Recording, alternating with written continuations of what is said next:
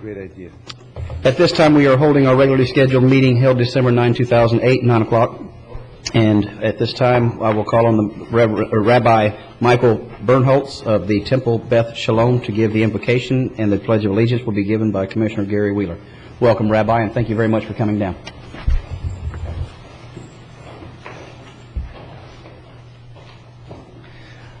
This morning I offer two sets of words.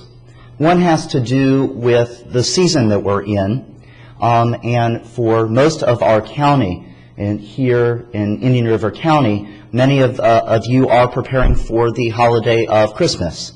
In my community, in the Jewish community, we are preparing for the holiday of Hanukkah, and we actually have a different term, another term that goes with this time of year, and it's often called in the Jewish community the December dilemma, because we realize that while we are a small community, a small minority, a small percentage of the population here in Indian River County, and we realize that the majority culture is a Christian one, and Christmas is going to be all around.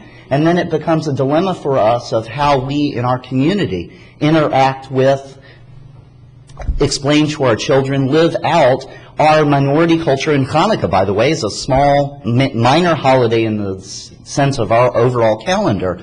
When our kids go to school, in fact, when we're out and about in the community, when we're in the stores, when we're turn on the TV or on the radio, how do we interact knowing that the majority culture is full of Christmas stuff? And that's a December dilemma for us. Do we bury our head in our sand? We have people that are ready to protest. We have people that are ready to be Scrooge. We have people that are happy to celebrate right along and say this is our holiday and that's their holiday. But it truly is something that's difficult. This past Saturday night, I had the privilege of taking my son and sitting with him and watching the Christmas parade, because my two daughters were doing part of the baton twirling for Osceola Magnet School, and they had a magnificent experience. It's probably only in Indian River County that my two girls, who just picked up a baton this year, get to march in a parade and be part of all of that hoopla. But it was a Christmas parade, and it was a struggle for them to understand what it meant when they don't celebrate Christmas, when Santa Claus is not part of their family story, to put on Santa Claus hats, even though it was a Christmas parade. And he said, look, you're in a Christmas parade, and this is part of it. It's a tension that goes back and forth in our identity. And so I bring that to your awareness to realize that there are other people, as we are entering this very important season with lots of incredible messages that mean so much. There are people that celebrate other stories or other cultures. And one of the things that it's very easy to have everything be Christmas, and then what does that do to the people that do tell another story or do celebrate another holiday, like the people of my community in Hanukkah? And the little piece that I offer this morning before I offer my prayer is the very theme of Hanukkah, the very center of that story, that in the story of the Maccabees, they only found one little cruse, one little set of oil that was only going to last one day. And as many of you know, when they were rededicating the temple in Jerusalem, that one little bit of oil that they thought was only going to last one day, it lasted for 8. You should see the look on my children's face when they walk into a store, even if it's completely decorated for Christmas, if they see one little corner where there is a menorah, where there's some acknowledgement of the experience that they're having. And so that's what I ask you to think about as we enter this season. What are those little ways? All it takes is a little bit to make someone feel included or counted or considered when they are coming from that place of being a minority amongst the majority. And so that's that piece that I ask you as we are entering this Christmas season, to think about that story and those values and realize some of the tension, that December dilemma that the members of my community encounter each and every day, especially at the season, which is so full of light. Beit Yaakov l'chuven al chaba or Adonai. O community of Indian River County, as we enter these festival of lights and each celebrate in our own way, may we see each other's light that powerful and add light to light to light, bringing out the warmth and the greatness of this whole community. I also share the story of Jacob. In the story in the Bible, Jacob wrestles with a mysterious being. And there's a question that asked, who is he wrestling with? Is he wrestling with himself? Is he wrestling with another man? Is he wrestling with his brother Esau? Or is he wrestling with God? One thing we do know about that wrestling, as he becomes Israel, the one who wrestles with beings divine and human and prevails, that when we wrestle with something greater than ourselves, when we truly wrestle, it should physically change how we move in the world. As we know, it wasn't the other that Jacob defeated that was changed. Jacob became Israel, and he limped away from that place. The other had wrenched his hip, and it physically changed how he moved in the world.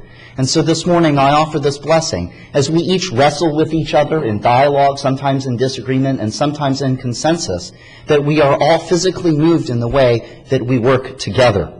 In this moment of silence, a still small voice speaks within me. It speaks of what it means to be made in the likeness of the divine.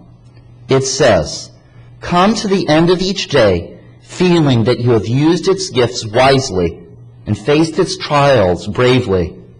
Be tender and understanding towards the member of your family and community. Do your work faithfully, even when no one's eye is upon you, and try to judge others with compassion and to love them as you love yourself. How do I know what it means to be made in the likeness of the divine? As I learn to see the divinity in every person, so I become ever more conscious of my own dignity as a child of God." As together we say, Amen. Amen. I pledge allegiance to the flag of the United States of America and to the republic for which it stands, one nation, under God, indivisible, with liberty and justice for all.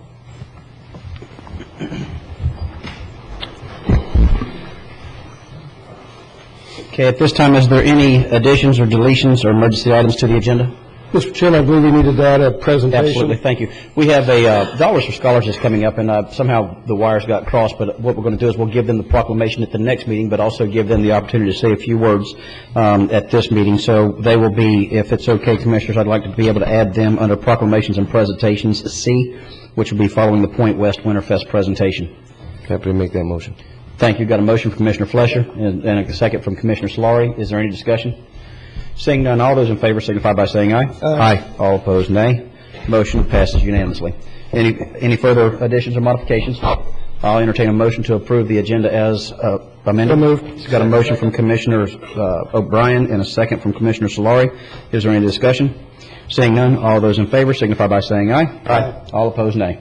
Motion passes unanimously, and that moves us to 5A, which is the proclamation and presentations. The Children's Services Advisory Committee will honor Sheriff Roy Raymond for his dedication to the children of Indian River County and his participation on the Children's Services Advisory Council. Commissioner O'Brien. Yeah, thank you. It gives me great pleasure to make this presentation. And Sheriff Raymond, if you'd come down here to the podium, and then Brad, have you and Rana and Lou and Bob and any other committee members, come on up, please. I'd like to have you all here.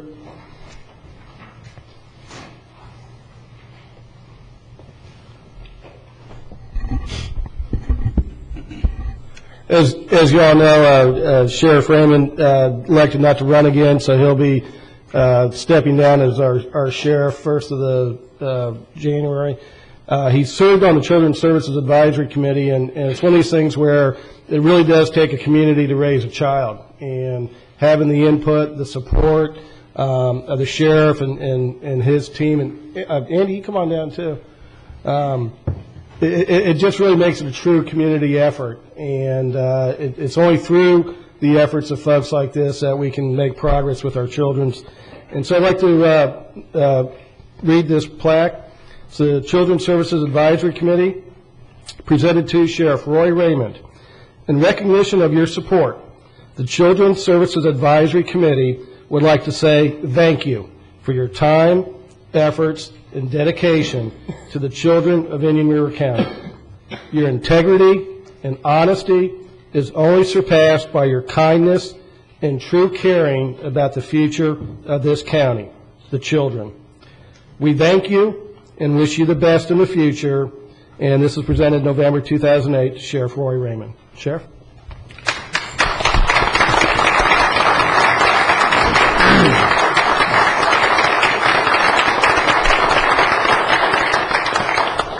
If I could, first I'd like to make my first non-political speech. it's certainly unnecessary for the recognition, because it's really been an honor to serve on that committee for the past 8 years. You know, so many of us, and I know all of us, serve on a lot of committees. And I think we all find that some of those committees are more of a social gathering where there's a lot of talk about last week's parties and get-togethers than there is to conduct a truly business meeting. But I can truly say that in 8 years, I have never attended a meeting of the Children's Services Group that was not pure business. And in these economic times that we're all facing right now with cracking down on our spending, and we look towards the nonprofit organizations as asking them to go out and seek additional money, let me say that over this 8 years, every dollar that this county has put out towards these nonprofits for children's services have been well monitored, well planned, and just well kept up with. I've never served with a greater bunch of people, and I can't encourage you enough that in these tight times, continue funding this service and continue listening to this committee, because they're well led, and this group here I've served with extensively. It got to a point where I needed to have someone on my on the sub-grant committee. Andy Bradley took that over and has done a great job. And again, I can't tell you what a valuable service that committee is to this county. So thank you so much. Thank you very much, Sheriff. Thank you, Sheriff. Let's go fishing, Sheriff.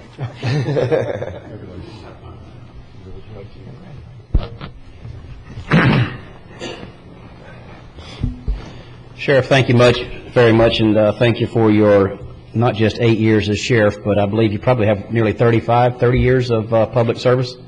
Since 1963, I was out for a while, but You've served in the public service longer than I've been alive, so that was a compliment, not a rub-in.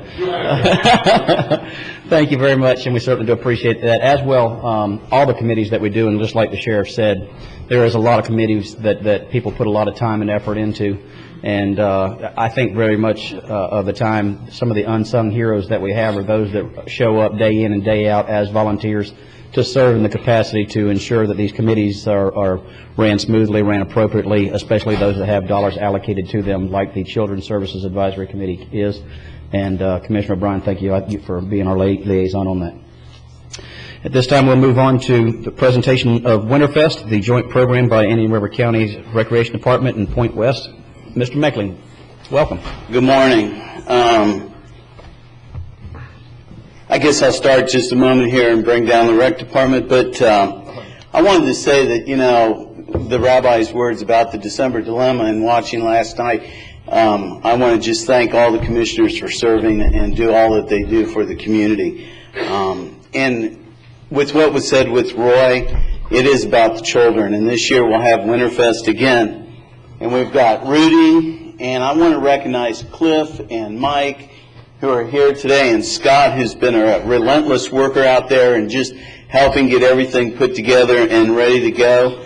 The spirit of this season is upon us, and every year Karen does what she does to try and do something special for each of the folks up there at the dais. And this year we got a little holiday takeout for some of these late night hours you're doing here. So we've got Last night.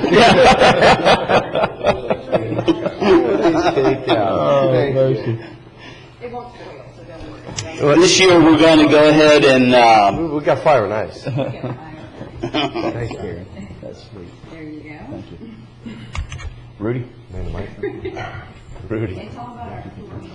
It was on TV. Yes. I saw that. I recognize that face. Thank you, sir. thank you. There we go.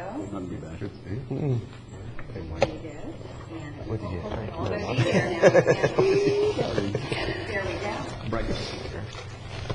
I just want to say that the rec department's worked real hard this year. There's a new concept this year. It's a snow slide that's going to be out there, as well as the bunny slope. There'll be 23 tons of snow, and the Marine Corps Toys for Tot Drive will be extended one day, and we're hoping the folks that come out bring a toy as they'll be collecting them there at Point West as they are right now. We're at drop-off, but we would hope to see people extend the spirit of the season and to bring something out for the people that are needy in our community. That day we'll also have the Charter High School Jazz Band as one of the pieces of the musical entertainment, and it'll just be a great time all the way around. And I don't know, Cliff, I guess that's about the deal. We hope everybody come out. There's a great commercial that they did the other day that's running also on the Channel 27, so we just hope that everybody comes out and enjoys themselves. And please make sure to tell them when and where, because It's the 20th of December. See, I love it. The 20th of December, it'll start at 2 o'clock in the afternoon, it'll go into the evening, and the finale will be fireworks. And you truly need to come out and see the fireworks if you've never. It's as good or better than anything you see in Indian River County at any location. Please come on out and enjoy yourselves. And Chuck, real quick, just to help Karen out, what does it cost? It doesn't cost anything. It's a free day. It's about the community. It's about coming out and being just an enjoyable time all the way around, and that's what the spirit of the season to me is all about, is coming out with the children and the family and enjoying. I hope everybody comes. Absolutely. And one more like that, and Karen, you're going to give the presentation next time. He used to do it I'll alone. do the handouts next year. That's Saturday, December 20th, 2 p.m. to 6 p.m., free admission, fun for all, and just a great day for all the kids and even the older kids. At Point West. Thank you for what you do. Absolutely. Thank you. Next, we have a presentation that is by the Dollars for Scholars, which is a county-wide and community-wide financing arm for many of the scholarship programs. Several years ago, the Dollars for Scholars started to try to combine many of the scholarships that were available out there and people that were raising money for scholarships. They kind of centralized everything and created an organization called Dollar for Scholars. And so if you'd like to come up, say a few words about Dollars for Scholars, and then we'll have you a proclamation at the next meeting also. Thank you. Thank you, Chairman Davis. And I'm actually kind of excited that our proclamation won't be until next week, because I'll know to bring a mascot and candy. So if that's what works. My name is Lisa Zahner. I'm the Executive Director of Dollars for Scholars of Indian River County. And we've actually been around since 1965. Founded in 1965 by Mr. Dan Richardson and some members of the Vero Beach Rotary Club and Vero Beach Lions Club. Those two clubs started giving scholarships within their clubs and realized that it was a job unto itself, and established Dollars for Scholars. There were about 18 scholarships awarded the first year for a total of $10,000. And upon founding the organization, Mr. Richardson said that he hoped that it would be part of something bigger happening in the community. In 2008, we awarded $412,000 to 58 scholars. So every day we try to make Mr. Richardson's dream come true for students in Indian River County. Our scholarships are need-based, and the reason why I'm here this morning is because we're celebrating Dollars for Scholars Week in Indian River County this week. We're doing a few different things. We gave a college financial aid workshop at the main library last night. We're offering another one Wednesday evening at Sebastian River High School at 6:30 for any families of high school students interested in learning about Dollars for Scholars and about college financial aid in general. Every year we know that we do not reach all the students that need our help. And so this Dollars for Scholars Week is an awareness campaign to try to reach more of those students. And to get the principals and administrators more involved, we're issuing a challenge to the principals that the high school that submits the applications from the greatest percentage of their graduating class, completed applications, will receive this traveling trophy on our Dollars for Scholars Awards Night, which is May 21st. It'll be at Sebastian River High School this year. We rotate Awards Night among the high schools. So We had great success with our Kickoff Classic in generating some healthy competition among the local high schools, and we hope to have that same spirit of competition towards getting students to apply for scholarships. This trophy will be awarded in memory of Dr. Ronald Jaffe, who passed away this year and was a great supporter of Dollars for Scholars, and his family still supports Dollars for Scholars and education. So we also want to thank all the residents of Indian River County, because all of the funding that funds our scholarships comes from private donations. And so that's a huge testament to the generosity in this county that we have been able to award $6.3 million over the past 43 years to local students.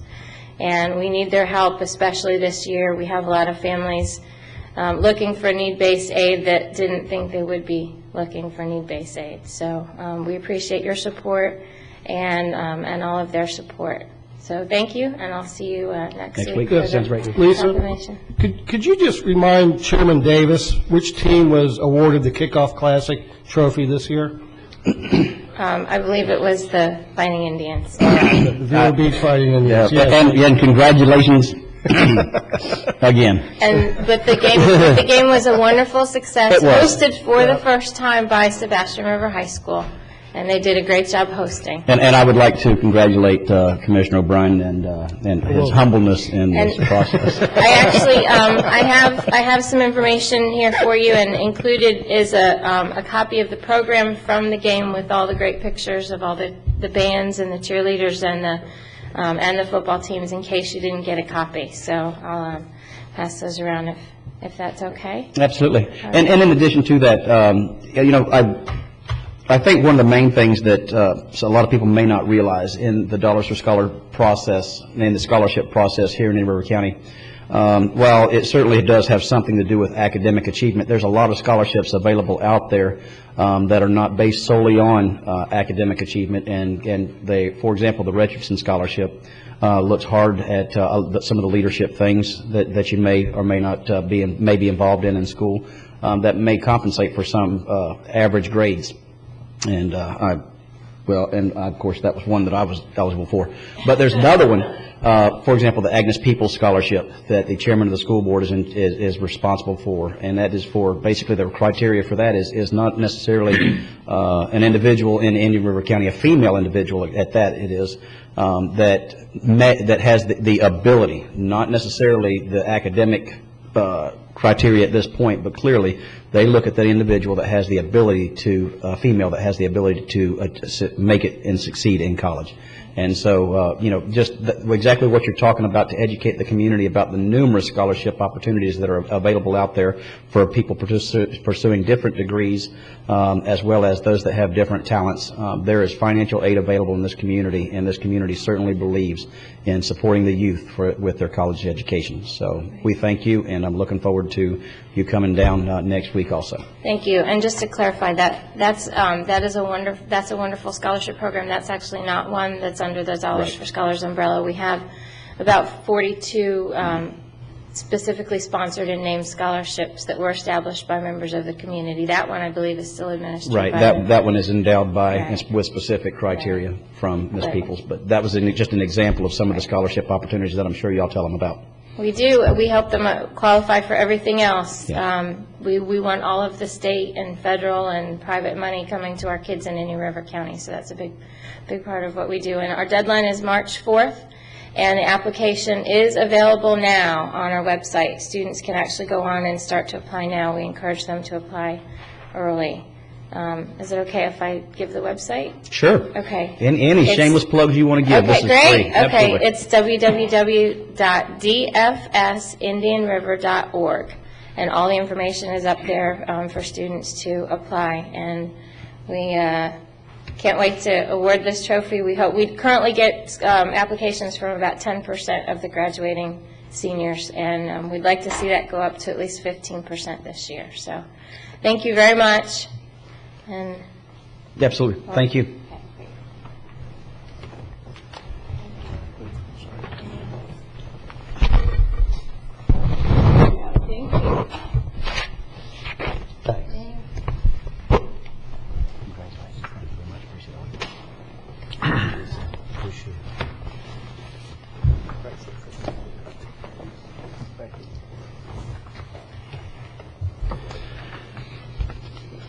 Okay, that concludes the presentation portion of the agenda. We have the informational items, and that moves us to the consent agenda. Do we have any modifications, corrections, or deletions to the consent agenda? Seeing none, I'll entertain a motion to approve the consent agenda as is. Motion to approve, Mr. Chairman. Got a motion from Commissioner Fletcher. Do I have a second? Second from Commissioner O'Brien. Is there any discussion? Seeing none, all those in favor signify by saying aye. Aye. All opposed, nay. Motion passes unanimously. That moves us to the public items, public hearings. We have item number 1, which is the Realtors Association of Indian River County, Inc.'s request to amend the future land use map redesignating .075 acres from L1 to commercial industrial and to rezone the .075 acres from RM3 to CL, memorandum dated December 2, 2008. Mr. Keating. Good morning. I'm Bob Keating. I'm County Community Development Director. This is a small-scale comprehensive plan amendment, and it's a rezoning, and this involves a very small piece of property. It's only .075 acres, which is only about 3,300 square feet.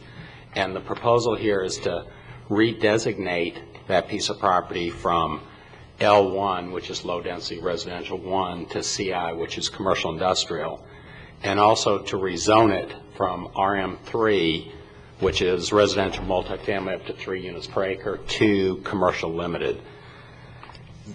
It's unusual.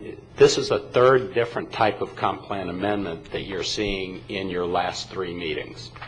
The last meeting you saw a standard comprehensive plan amendment. The meeting before that you saw the capital improvements element amendment, and this is a small scale amendment, and they all have different criteria. Like the capital improvements element amendment, this one, a small scale amendment, is exempt from the twice-a-year limitation that the state has on comp plan amendments. It also allows for streamlined review. This does not have to be reviewed up in Tallahassee, so you actually can take final action on this today. And it's structured that way because a small-scale amendment has fewer impacts than a standard amendment. And one reason is that a small-scale amendment has to be 10 acres or less, and it can't involve increasing the density of the property to 10 units per acre or more. There are a few more requirements, but those are probably the biggest. Planning and Zoning Commission did review this proposal, and they unanimously recommend that you approve the request. This aerial shows the subject property. It's shown in red. The hatched area that you see a little bit left of the subject property is actually an abandoned right-of-way that was abandoned a number of years ago. As I said, the property is real small. It's .075 acres. It's about 140 feet east of US 1. It's north of 67th Street, and it's south of Quaydock Road.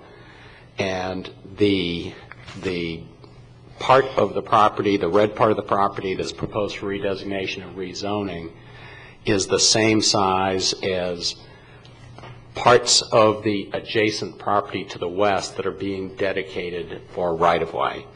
And this small piece that is the subject of the action today is the part of a larger, just about 1 acre property that, as I indicated, it's designated residential and it is zoned residential.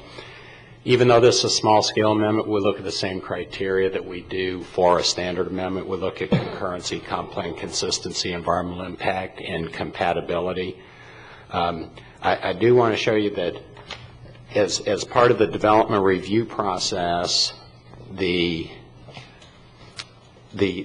parcel to the west that is comprised of several lots is having to dedicate right-of-way for both Quaydock Road and 67th Street in order to make up for right-of-way deficiencies there. And the amount of land being dedicated for both Quaydock Road right-of-way and 67th Street right-of-way corresponds to the amount proposed for changing today. You can see the numbers here, a little less than half an acre for Quaydock Road right-of-way dedication and about 1/3 of an acre for 67th Street.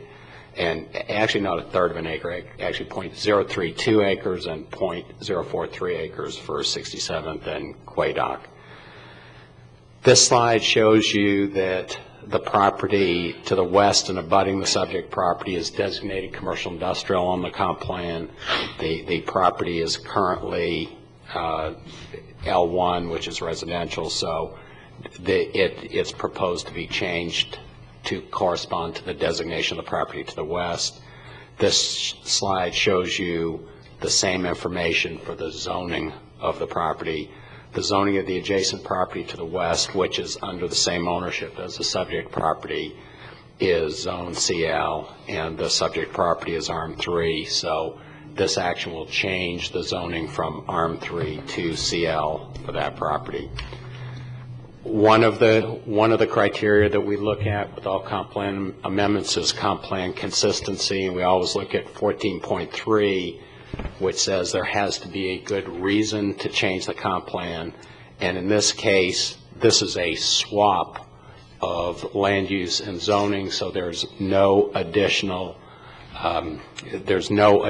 amount of impact being created, and it's a wash in that regard. Besides looking at this policy, we looked at all other policies of the comp plan, and this proposed small-scale comp plan amendment and rezoning is consistent with the comp plan. Do want to tell you this is exempt from concurrency because there's no net impact on services and facilities. There won't be any additional environmental impacts because the impacts would be the same if it developed under RM3 as it would under CL. And because of the small size and where it is and how it's structured, it will be compatible with the area. So in conclusion, the proposed land use amendment and rezoning is compatible with the surrounding area. It's consistent with the comp plan. It doesn't have to go through the concurrency test because it's exempt, and there won't be any additional environmental impact. So staff and the Planning and Zoning Commission recommend that you approve the comp plan amendment and the rezoning by adopting the two ordinances that are attached to your staff report. Okay, Commissioners, any questions? Just, Bob, the remainder parcel to the east that'll still be residential, is it still going to be able to be built on, or is it going to restrict that property, or is it still? No, it's big enough to be built on. It's big enough? Yes. Okay. Any other questions, Commissioner? Okay, we're going to turn this over to the, any public comment? All right, if there's no further discussion, no public comment, I'll entertain a motion. Move staff recommendation. I got a motion from Commissioner O'Brien to approve staff recommendation with a second by Commissioner Wheeler. Is there any further discussion? Seeing none, all those in favor signify by saying aye. Aye. All those opposed, nay. Congratulations.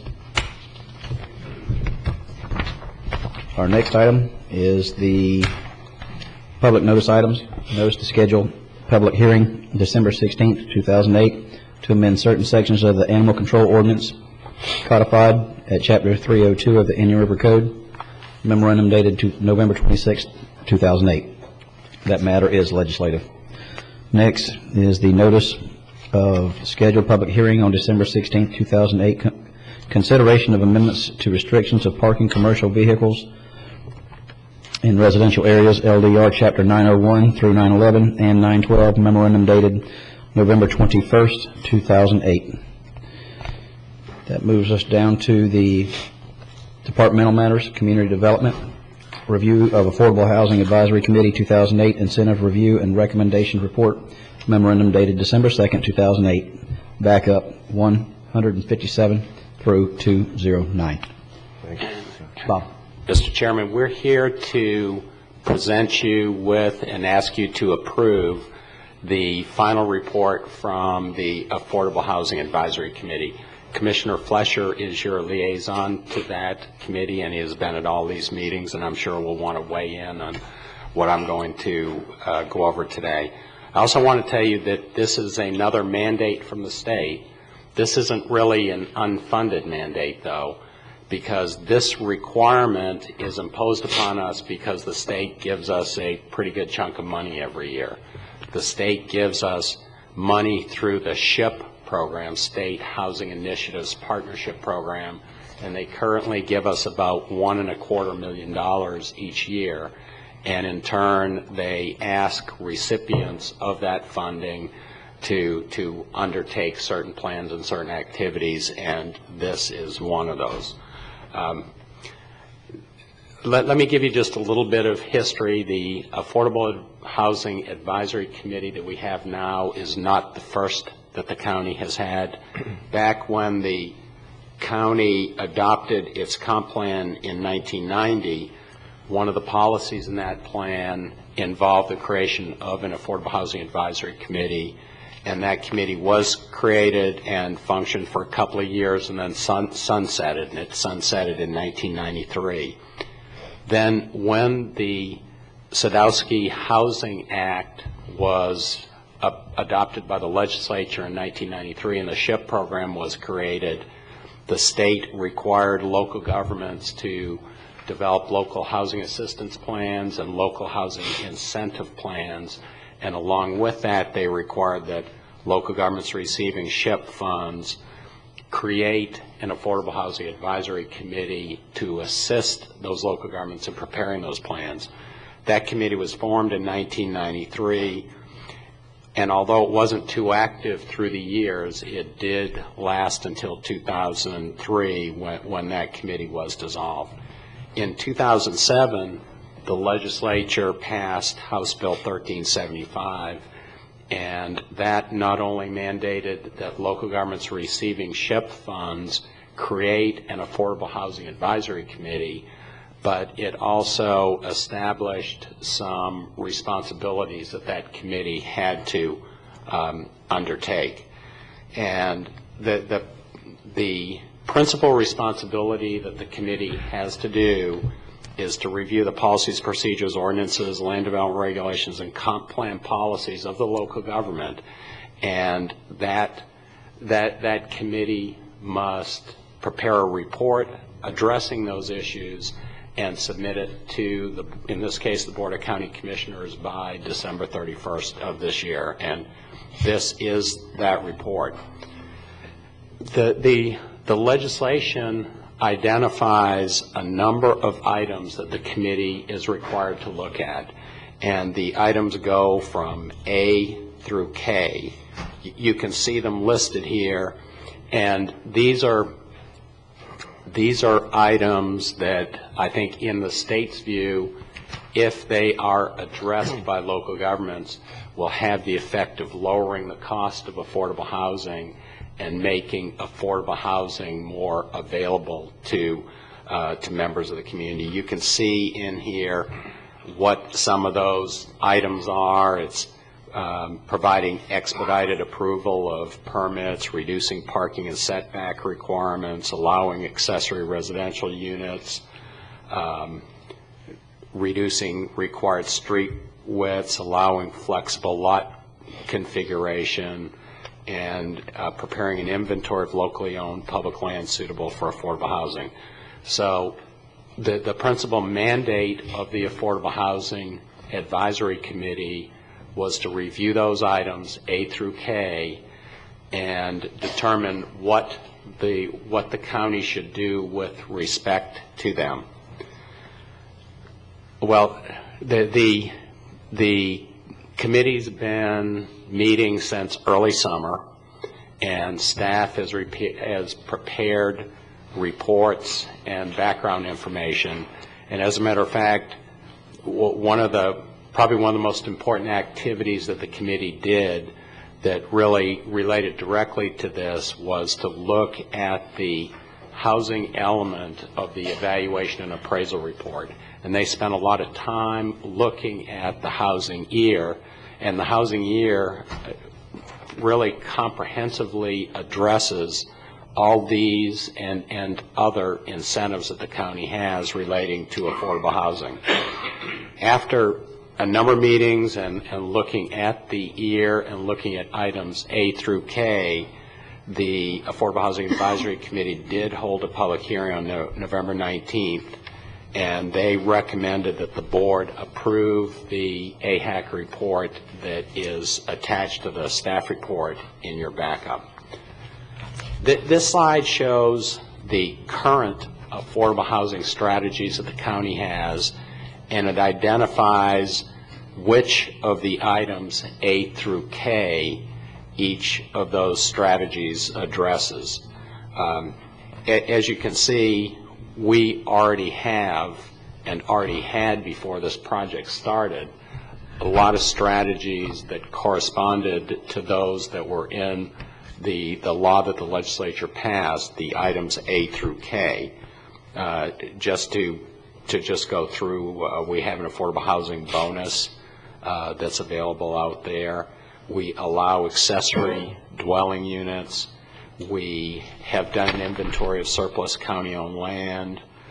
We do a financial impact of regulations to look at how they affect affordable housing. So the good news is we actually have in place strategies that correspond to most of the items in the state law.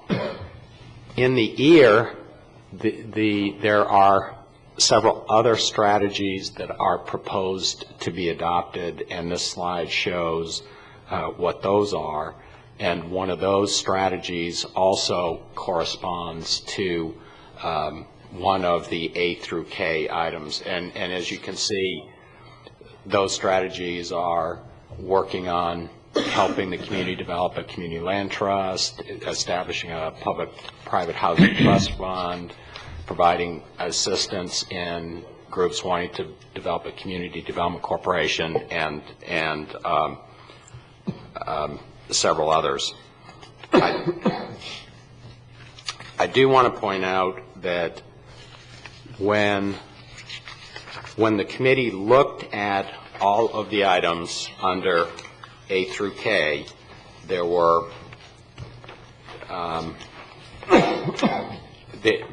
several items that the county is actually already that the county is not doing, but really doesn't need to do. One of the items in A through K is reducing street widths, and our land development regulations right now already have narrow street widths. We only require a 22-foot wide roadway and a 60-foot right-of-way, so we don't have excessive road widths. And there's one other strategy is to reduce parking requirements, and when the committee and staff looked at that, they and us determined that currently the county has requirements that are acceptable as it is. All of this information I'm telling you is incorporated in the AHAC report that is attached to the staff report in your backup. I do want to just quickly go over the recommendations of the AHAC report, and those are, first of all, to revise policy 1.5 of the housing element, which will indicate that the county is going to establish a web-based online permitting process, and that relates to the item of expediting permits. We're also going to make a minor change to policy 4.3 of the housing element, just to change some terminology from water and sewer impact fees to capacity charges.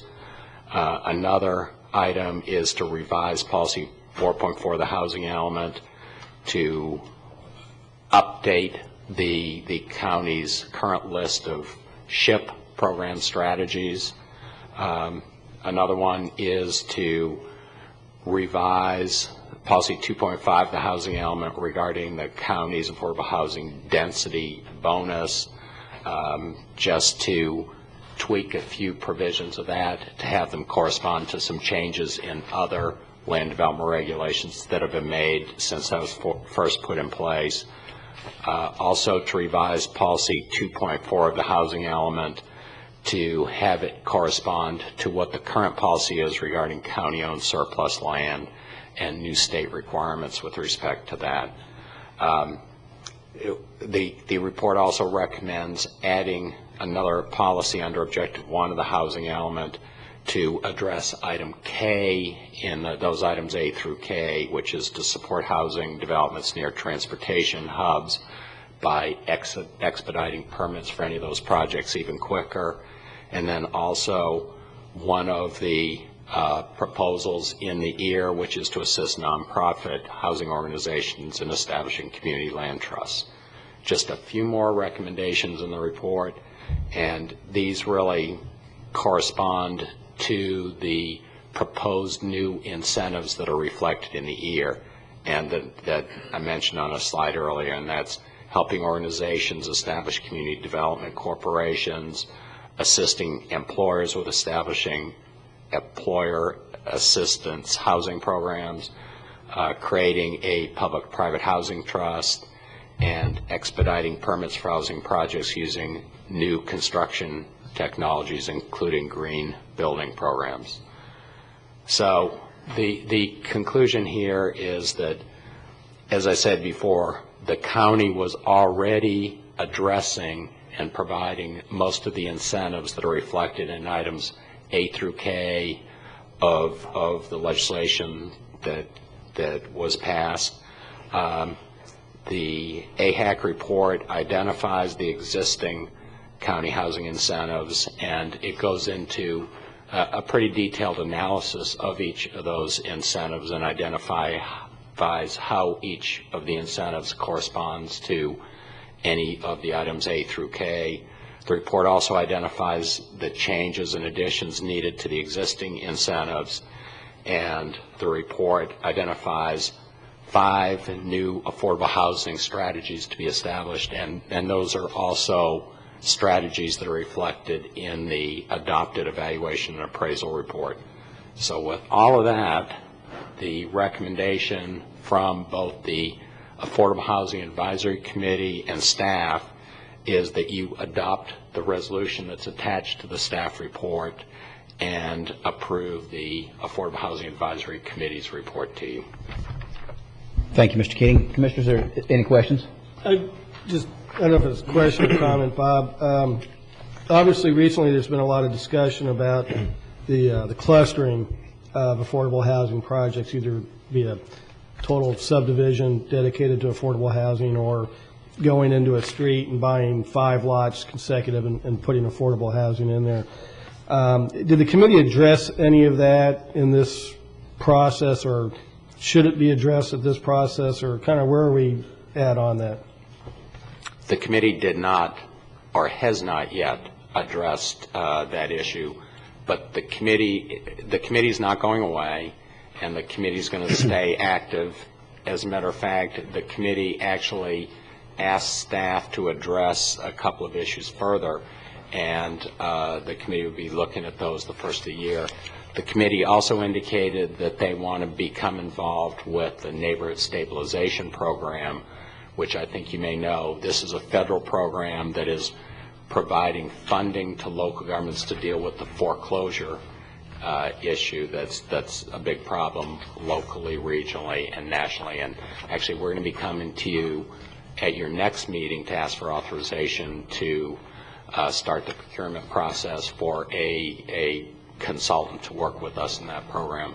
But I think the bottom line is that the committee hasn't addressed the clustering of affordable housing yet. You may want to so direct the committee to do that. Well, okay, do we need a motion to do that, or can I just kind of give you? Commissioner Bryan, thank you. And as the liaison, I will ensure that that is on the agenda.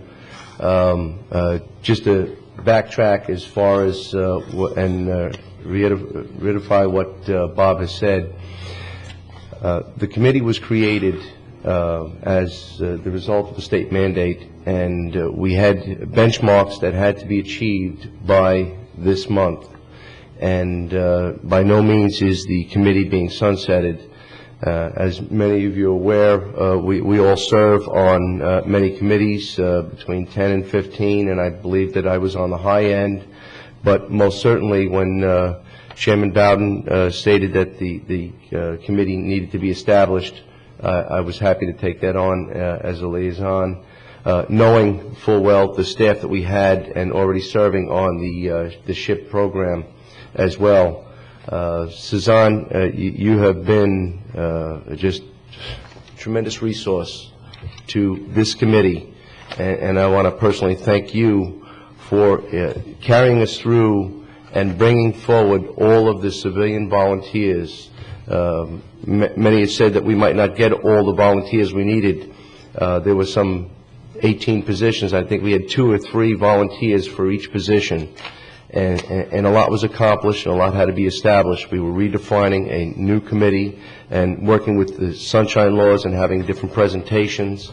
And Suzanne, you gave very good presentations, and I believe you got the committee on the best possible track to move forward to meet the state mandate and the requirements necessary to go through this committee.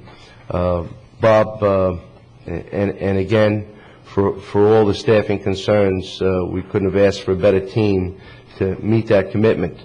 Now that we've done that, and we have a great group together, we're going to continue forward, and I will be committed to ensure that, I don't think we need a motion on that, we will have that on the agenda, and to ensure that this great group of citizens that is driving forward to make it possible for more people to get into homes that they could not have afforded otherwise, and we'll make sure that that's on the agenda. Thank you for that. Good. Thank you, Commissioners. Any questions? Commissioner Wheeler, Commissioner Solari? No, sir. Seeing none, I'll entertain a motion. Oh, yes, absolutely. Bob, please, come on up.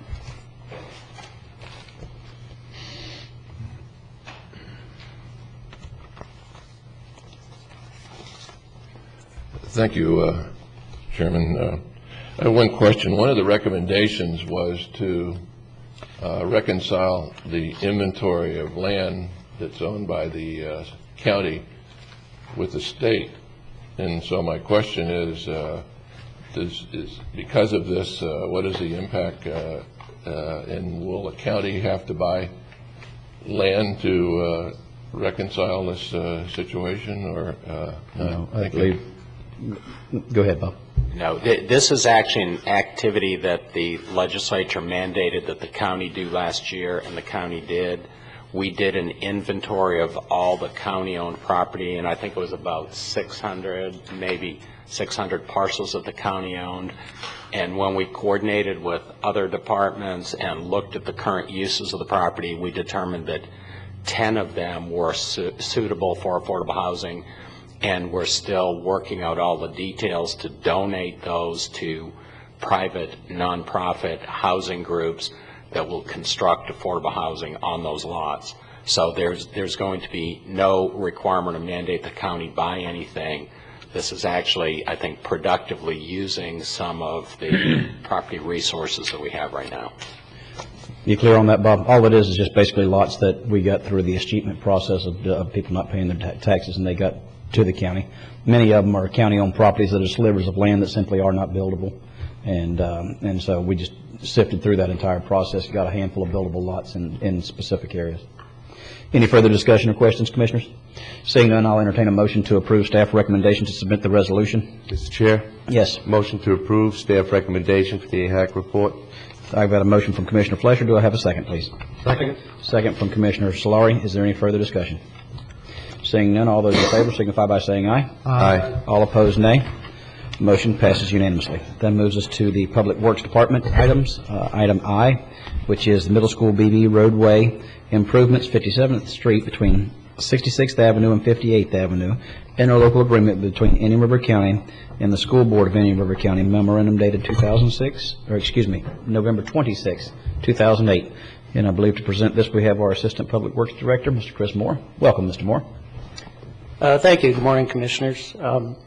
This is the interlocal agreement between the proposed interlocal agreement between Indian River County and the school district.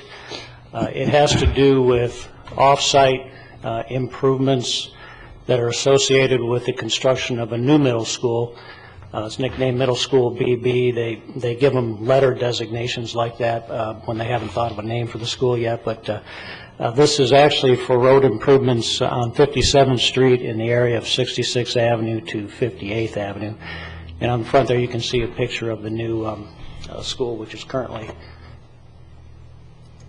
under construction, and then some of the road improvements that are underway on 57th. This, for additional background information, this is a new middle school to serve the north and central areas of the county. It's located on the north side of 57th Street, just east of 66th Avenue. And it's on a portion of the 152-acre, very large school site of property that they purchased a few years ago. And additional to the school district also has plans in the future for a maintenance facility, perhaps an additional school on the site. And they've also mentioned that they may move some administrative functions to that property in the future. This is a picture of the entire master site, 152-acre site. And as you can see, it's divided up into 4 quadrants. The middle school will actually sit on the southeast quadrant. You can see 57th Street here on the bottom, and 66th Avenue and the Lateral A Canal run along the west side of the property. The middle school, which I mentioned, is currently under construction. It's proposed to open in the fall of next year with about 700 students, the school district is estimating. It'll be built with a capacity for 1,200 students. This is a layout of the school. 57th Street again is here on the bottom. It has a north-south roadway, 62nd Avenue, which the school district will be building. It'll run between 57th Street and 61st Street. That is where the bus loop and service deliveries will be made in this area. The parent or student drop-off and pickup loop will be accessed from the north section of 59th Street that they'll be building here. So access will be from the north. There'll be no direct access to 57th Street except for the 2 roadways, 62nd Avenue here on the east side and 64th Avenue here on the west side. And as you can see, what they're doing is they're actually forming a circular road here up in the northwest corner. That is an internal campus road that will eventually serve all of the sites on there, all of the uses on that master site. The middle school site plan's been through the planning process. It's been reviewed by the county technical review committee as well as the school planning technical advisory committee. The SPTAC is a committee consisting of many departments in the county as well as the school district representation and law enforcement, which in this case is the sheriff's office. As part of that review process, there were several off-site roadway improvements that were identified, and the attached interlocal agreement that's before you today addresses all of those improvements. Some of the roadway improvements, there's actually 8 of them total. The first 4 are listed here, and these are all going to be done by the school district with their funding. These are not part of the interlocal agreement. And they total about $4.7 million worth of improvements. The first one is the 1 mile paving of 57th Street, which is currently unpaved, but they'd be paving that 1 mile section of road between 66th and 58th Avenues. This would serve as the access point for the new middle school. 62nd Avenue, which is a north-south road, eventually will become a county road. They're paving that as a 2-lane paved road between for a half mile between 57th Street and 61st Street. And then number 3, 64th Avenue, 59th Street, and Circle Road. Those are all internal campus streets that will remain under the jurisdiction of the school district. They're also paving those roads. And number 4, they're also putting a sidewalk along the north side of 57th Street for that entire 1 mile section between 66 and 58 so that pedestrians, students can get to the school, walk to the school, or bike to the school. And as I mentioned, those previous 4 were not part of the interlocal agreement. Now these 4, number 5 through 8, are part of the interlocal agreement. There'll be a new traffic signal put in at the intersection of 57th Street and 58th Avenue to facilitate buses and parents getting to the school. That will be designed and built by the county. There'll also be a new bridge or a replacement of an existing bridge on 57th Street just east of 66th Avenue over the Lateral A Canal. That will be designed by the county but installed and constructed by the school district. There'll also be a traffic signal on the west end of 57th Street at 66th Avenue. Once the bridge is rebuilt to a wider bridge, we'll be putting a traffic signal in there to allow traffic coming from the north 66th Avenue to make that left turn onto 57th. And then we'll also be adding a southbound left turn lane on 66th Avenue as you approach 57th Street. That would be designed by the school district but installed by the county. Now, these 4 improvements are what the interlocal agreement addresses. Total cost of these 4 is $2.5 million. And in negotiating with the school district, and Dr. McIntyre and Susan Olson are here, as well as their engineer, Pat Walther from Carter and Associates, we had many meetings and negotiations with them, and we worked out this 50-50 split arrangement to share the costs of these non-site related improvements, but improvements that will help to make the site work once all of the once the school is built and the master site starts to build out. And I just threw this picture in. This is the existing bridge over the Lateral Lake Canal, the existing narrow 2-lane bridge. And this is an old bridge. I mean, this bridge was built in 1963, and it's an old concrete slab over a timber substructure bridge. And as you can see, as narrow as it is, this is the reason why we want to replace it and widen it so that eventually parents coming in this way and buses coming in this way will be able to navigate that bridge. And there'll also be a traffic signal at this location. The school board agreed to the cost-sharing arrangement. They signed executed and signed the attached interlocal agreement at their regular meeting on November 18th. And staff recommends that the board approve and authorize the chairman to sign the attached interlocal agreement. And with that, if you have any questions. Commissioner Wheeler, any questions? Swire? Chris, the only question I have, for $2.5 million, that seems like a lot of roadwork projects going in, and the way the prices have been lately, are we pretty confident on those estimates? Yes, we've worked with Pat Walther with Carter and Associates, their engineer. We've worked on the estimates together. We're pretty confident that we're going to be able to meet our $1.25 million commitment. We'll be doing a share of that work in-house, be able to design the traffic signals in-house, which should bring our costs down. And we'll be able to use existing continuing service agreements that we have with contractors to build the signals. So we feel very confident that we can come in under that number, at or underneath that number. In with the 3-lane bridge included in that?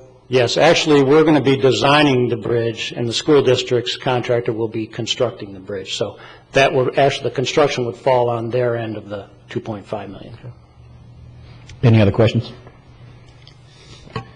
When about the only question I have is, I see that absolutely, Bob, please come on up. The question that I have is, I know that the bridges won't be ready when school opens, but my question is when will the bridges be open?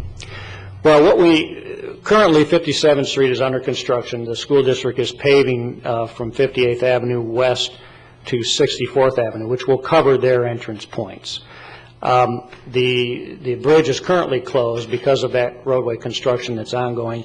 If we approve this agreement, we're not going to have time to build the bridge and the left turn lane and install the traffic signal at 66th Avenue in time for the school to open. So all of the traffic will be routed to the new traffic signal at 58th Avenue. What we intend to do is have the bridge under construction, the turn lane under construction when the school opens, and within a year of today, we should be able to have all those improvements in place and reopen. But no, when the school opens, the bridge would still be closed. We just don't feel it would be safe to route parents and buses through that narrow bridge until the improvements are made.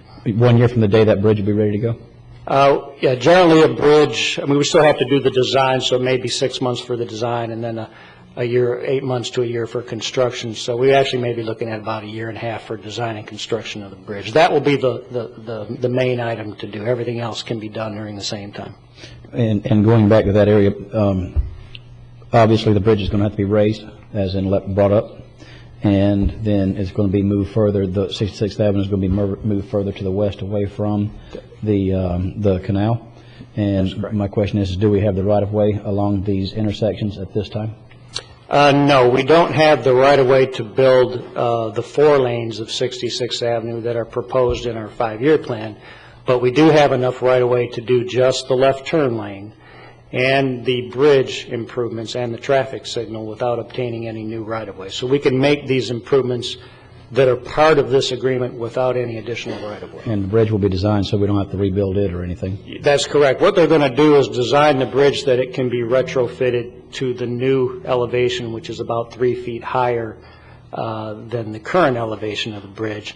So what they're going to do is build it in such a way that the deck can be disconnected and lifted up, and then the piers or columns can be capped and it can be set back down and reattached. So it'll be the same deck but a retrofitted substructure. And it can be designed in such a way that we don't have to rebuild the entire bridge, just the substructure caps. Okay, thank you. Mr. Johnson. Bob Johnson, Corwin Subdivision. You know, we're in a whole new, this is a whole new game in the way the economy is, and the school district is under a different criteria than the county on budgeting and what have you. And I don't see why the county is paying the $2.5 million at all. I think we ought to send this back to the school district and have them pick up the total cost of the project. And we're laying off people and so forth. It's a whole new ball game. And I think that the school district ought to fund this whole project. If they need staff support or something like that we can provide them from existing personnel, that's fine, but that's all I have. Thank you. Mr. Johnson, in response to that, there was a recent court ruling about off-site improvements that a county, I believe it was Pinellas County, was requiring the Pinellas County School District to do, and basically the court ruled that off-site improvements belong to the county. Schools do what schools do. And if I'm not mistaken, it was not very flattering of a ruling towards the counties. And so for us to have this kind of agreement to be able to come across with some kind of cooperation is in the best interest of the taxpayers and be able to move forward with this for the community in general. Is there any further discussion? Seeing none, do we have a motion? I don't think I have a motion, do I? Motion approved, staff recommendation. Thank you very much, Commissioner Flesher. Is there a second? Second. We've got a motion from Commissioner Flesher, second by Commissioner Solari. Any further discussion? Seeing none, all those in favor signify by saying aye. Aye. All opposed, nay. Motion passes unanimously. Thank you very much. Congratulations, Dr. McIntyre. Ms. Olson. We now will move on to the attorney-client session concerning litigation with Ocean Concrete, Inc. and George Mabe. Memorandum dated December 3rd, 2008. Thank you, Mr. Chairman. Your microphone, please. This is just a notice to advise you that I'm going to seek an attorney-client session under the statute to receive advice concerning litigation we have with Ocean Concrete and George Mabe. That session will be 11:30 next Tuesday in your conference room on the second floor of this building.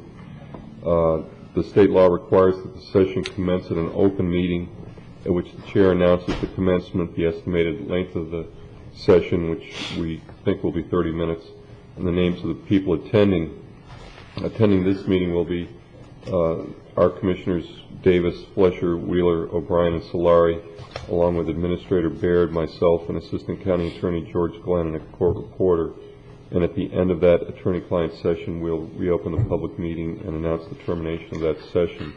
We have multiple pieces of litigation going on. The first one relates to a lawsuit challenging the change of our zoning districts to delete concrete plants from a light industrial district. Subsequently, a Burt Harris suit was filed, and there were also suits involving denial of site plan extensions and denial of the site plans themselves. So we have a considerable amount of litigation, and a part of the Burt Harris litigation requires us to make some kind of a response to them before the middle of January, and that'll be the topic of our conversation. Thank you, Mr. Collins. Commissioners, any questions? Just, Will, could you clarify for me what is our legal or ethical obligation on these attorney-client sessions as far as discussion with anybody outside of the attorney-client session? Well, they're supposed to be confidential in order to preserve your, well, let's put it this way.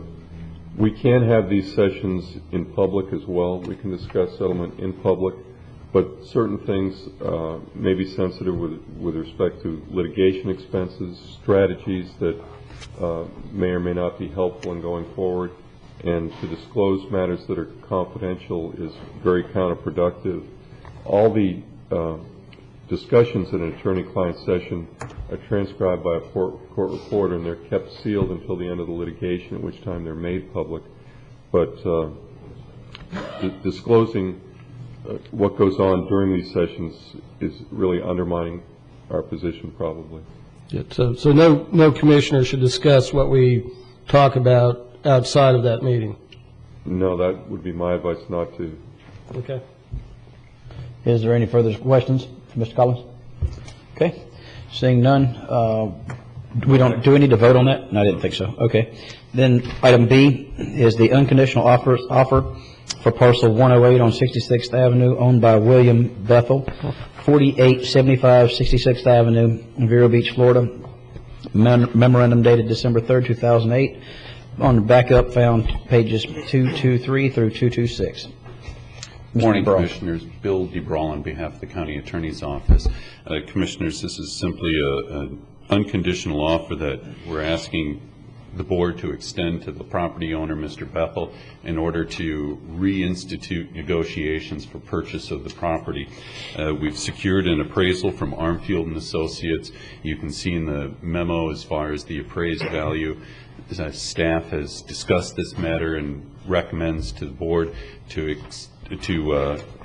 sweeten the deal by an additional 15% and make this unconditional offer to Mr. Bethel. Thank you. Okay, Commissioners, is there any questions? Yes, sir. Yeah, Commissioner Bryan. Bill, on this particular one, are we still treating this as a partial take or a full take? No, this is being treated as a partial take. We don't have the necessity, we can't show the engineering necessity to make this a full take. However, during the negotiation process, that may be one of the issues that comes up, is that it should be a full versus a partial take. Okay, and then was this, did you make the determination then that we're only going to offer the partial take price instead of the entire parcel price, or how did we get to that? Again, we can't go, I suppose at this point we could go ahead and offer to purchase the full parcel of property. However, we cannot show the necessity for making that purchase. Commissioner, we can't take the property. When we go through this, we can only take exactly what we need according to our drawings whenever we start this process. And that doesn't prohibit us from buying all the property later on. But when you go into the eminent domain process, you have to take what you can only go in with what you need and show the judge, Your Honor, this is what we need to start this process. Now, what happens from this point forth is different. You understand what I'm saying? So we're doing that just because of the legal technicality. We can only show a need for the partial and not a full take. Correct. But that does not foreclose purchasing the full parcel. Exactly. We still can do that through the negotiation process. Right. I think. Hold on. Let me, Commissioner O'Brien, were you done? I think so for now. Thank you. Okay. Mr. Chairman. Commissioner Wheeler? I think it was the same situation we were in with Mark's Mobile, for instance. Exactly. We needed a very small parcel, but the parcel left was useless. Right. So through negotiations, we purchased the whole property. That's correct. And if you take a look at an aerial photo of this section from 45th to 49th and 49th to 53rd, you'll find that many of the ranchette-style homes are going to be very close to the roadway. Not only this parcel, but also the two others that we're going to be talking about next. The Standridge parcels are going to be sufficiently close to the roadway, where the appraiser offers his opinion that they're going to be basically valueless after the partial take. Okay. Yes, Commissioner O'Brien. I guess, I just want to make sure we're being fair to these property owners. And if legally we just have to make the offer that it's a partial take and we're doing the partial appraisal, I guess I'd like the board to add the caveat that would be open to negotiating for the entire parcel if that's what the property owner wishes. I mean, I don't want to make it sound like... That's almost given. I mean, Yes. Okay, I just want to make sure it's clear Yeah. and that... I think it was clear. We have the latitude to go forward in the unlimited direction. Correct. But keep in mind, we can't do a resolution of necessity on anything more than I a understand. necessity. I just and that's- want them to know that we're receptive and willing to negotiate for the whole parcel. Basically opens the door for negotiation. This starts the legal process, or continues the legal process, and it's just the next step in the legal process that we have to do to be able to move this off center. Yes. And then, just Bill, will your office be the one in charge of following up on this and making the offer and continuing the negotiations? This has been assigned to Policastro and LaRue, so they will be doing it, but, they're very good about keeping staff Okay, abreast so of this. we have someone that's going to follow through on this and keep it Absolutely. moving. Okay. Good. Okay. Any questions, commissioners? Okay. Seeing none, I'll entertain a motion to approve the unconditional offer to purchase the necessary right-of-way from Mr. Bethel at a price of $152,950. Mr. Chairman, I'll move staff recommendation. Got a motion from Commissioner O'Brien. Is there a second? I got a second from Commissioner Solari. Any further discussion? Saying none, all those in favor signify by saying aye. Aye. All those opposed say nay. Motion passes unanimously. Next. Mr. DeBro. Which parcel is next? Is it 110 or 19? 109. Very good. Again, this is a parcel of property along 66th Avenue that's owned by William and Ruth Stanbridge. This is not their homestead property. This is a 1.23 acre parcel of property zoned agricultural. It's a small wood frame house, only 800 square feet, that was built back in 1926. As you can see, we need to acquire about 0.42 acres on this, leaving a remainder that the appraiser offers an opinion that the home will be basically rendered invaluable or not valuable because of the take and also the severance damages. You can see that the appraisal in this matter has come out to be $68,000. We're recommending a 15% increase over that for a total offer of $78,200. Any questions, commissioners? I guess this is ditto as the earlier one. It's we can only show necessity for a partial take, and this is to open negotiations and correct, et cetera, et cetera. Continue the process. Any further discussion? Seeing none, I'll entertain a motion to accept staff's recommendation for the unconditional offer to purchase the right-of-way from Mr. and Mrs. Stanbridge at a price of $78,200. Move staff recommendation. Thank you, Commissioner O'Brien. Second by Commissioner Solari. Seeing no further discussion, we'll proceed to vote. All those in favor signify by saying aye. Aye. All opposed, nay. The motion passes unanimously. Mr. DeBraw, we are now on parcel 110. Thank you, Mr. Davis. This is the Stanbridge homestead located at 4835 66th Avenue. Again, the right-of-way line is going to be impacting approximately 1/3 of the house. We can only show a necessity for the taking of the 0.42 acres in this matter. The appraisal comes back at $177,000. We're going ahead and adding a 15% increase to that matter, and that would equate a value of $203,550,000 for the unconditional offer. Any questions, commissioners? I'll entertain a motion. Move staff recommendation. Got a motion to approve staff recommendation that the board approve the unconditional offer to purchase the necessary right-of-way from Mr. and Mrs. Stanbridge at a price of $203,550. Do I have a second? Second. Second from Commissioner Solari. If there's no further discussion, we'll proceed to vote. All those in favor signify by saying aye. Aye. All opposed, nay. Motion passes unanimously. Mr. DeBraw, Yes. one last question before you leave. We do have some other individuals that I expected to have here with this batch. Can you just clarify for us where that the other parcels are?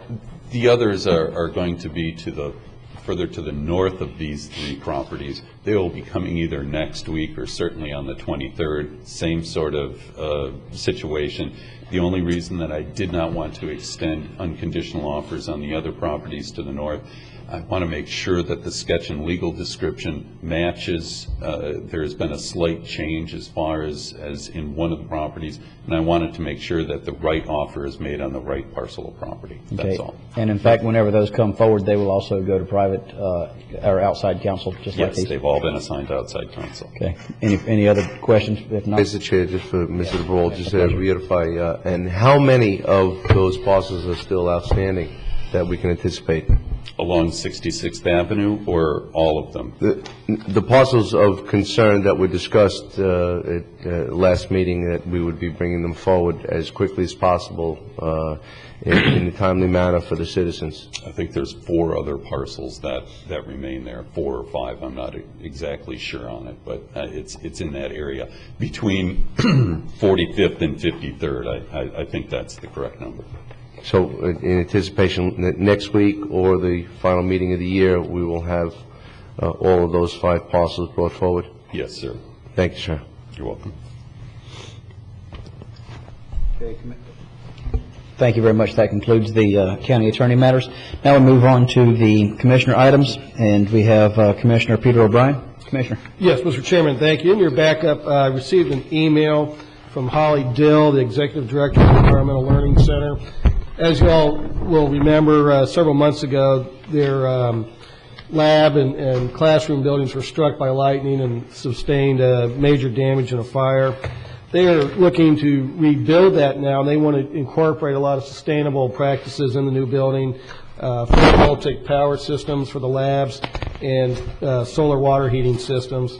They are not asking us for any money, which is good. They're merely requesting just a letter of support for their efforts as they go forth in fundraising. So I'd just like to make a motion that we authorize the chairman to sign a letter of support for the ELC for their sustainable building. I'll second it. We've got a motion from Commissioner O'Brien to authorize the chairman to sign a letter of support to help facilitate the efforts of the Environmental Learning Center, and have a motion and a second from Commissioner Wheeler. Is there any discussion? Seeing none, all those in favor signify by saying aye. Aye. All opposed, nay. Motion passes unanimously. Thank you very much. Thank you, Commissioner. And next we have the Emergency Services District. I entertain a motion to approve the minutes for the regular meeting held August. Thank you very much. Got a motion from Commissioner Flesher, or a motion from Commissioner O'Brien, second from Commissioner Flesher. And if there's no discussion, we'll proceed to vote. All those in favor say aye. Aye. All opposed, nay. Mr. Chairman, I move approval of the minutes from September 9th, 2008 and September 16th, 2008. Got a motion from Commissioner O'Brien to approve emergency or special districts and boards item A, 2, and 3. And a second from Commissioner Wheeler. If there's no further discussion, we'll proceed to vote.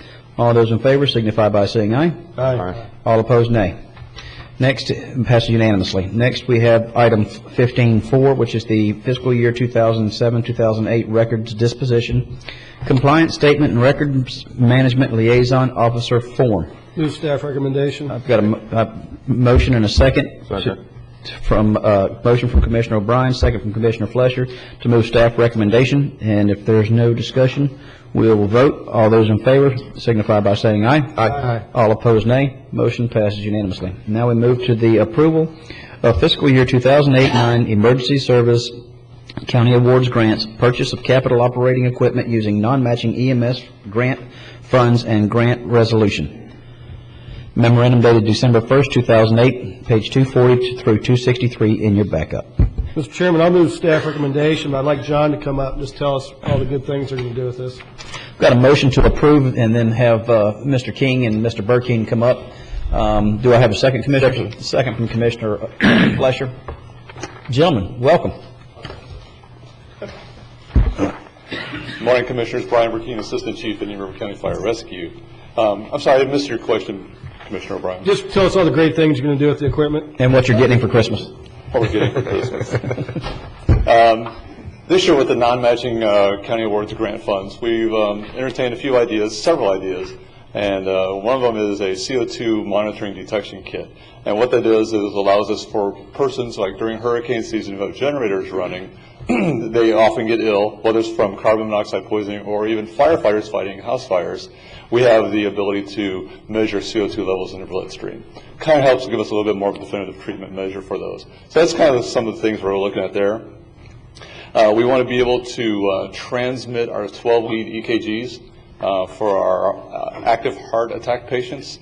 We will be able to transmit those EKGs to the hospital, so the 12-lead modems have to be installed into the life packs that we're currently carrying. So that's one of the other issues we're addressing. The HRG Responder Handbook is simply just a technologically advanced handbook that allows us as first responders to understand the electrical systems of airbag systems of all cars and bumper-mounted sensors. There are ways to disconnect those in certain priority items. This book allows us to go through a quick flip chart to identify the circuitry and disconnect those wires as needed so that an unactivated airbag does not cause harm for any of our responders. Wow. So it's been documented in cases where you are responding to auto accidents and the airbags do accidentally go off while you're still in the vehicle because they didn't fully deploy on the first impact. So we want to take advanced measures to protect our responders and any of our patients in that case. No, how many 12-lead modems are we going to be purchasing? We'll be purchasing one for every monitor, and that is 19 of them. And how many of those are in actual fire trucks that is moving in the direction of the having ALS the ALS engines? Currently, we have 3 ALS engines. Stations 4 down Oslo Road, Station 7, 82nd Avenue, Station 8, Barber Street and Sebastian went ALS last week.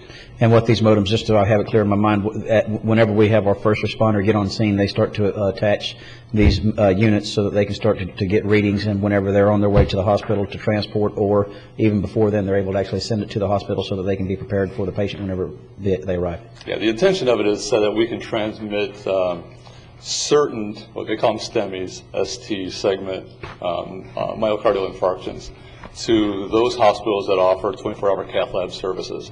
Indian River Medical Center now does that. So what they're asking us to do as part of the study with them and for progressive treatment is to transmit those EKGs to them so that a cardiologist can read that before we get there, confirm what we saw in the field, and that way the cath lab is ready. And in essence, what we can do is bypass the emergency room and go straight to the cardiac cath lab. Wow. Saving minutes. So the goal is from the time we notice that the heart attack is in progress to the time they receive a balloon treatment in the cath lab is less than 90 minutes.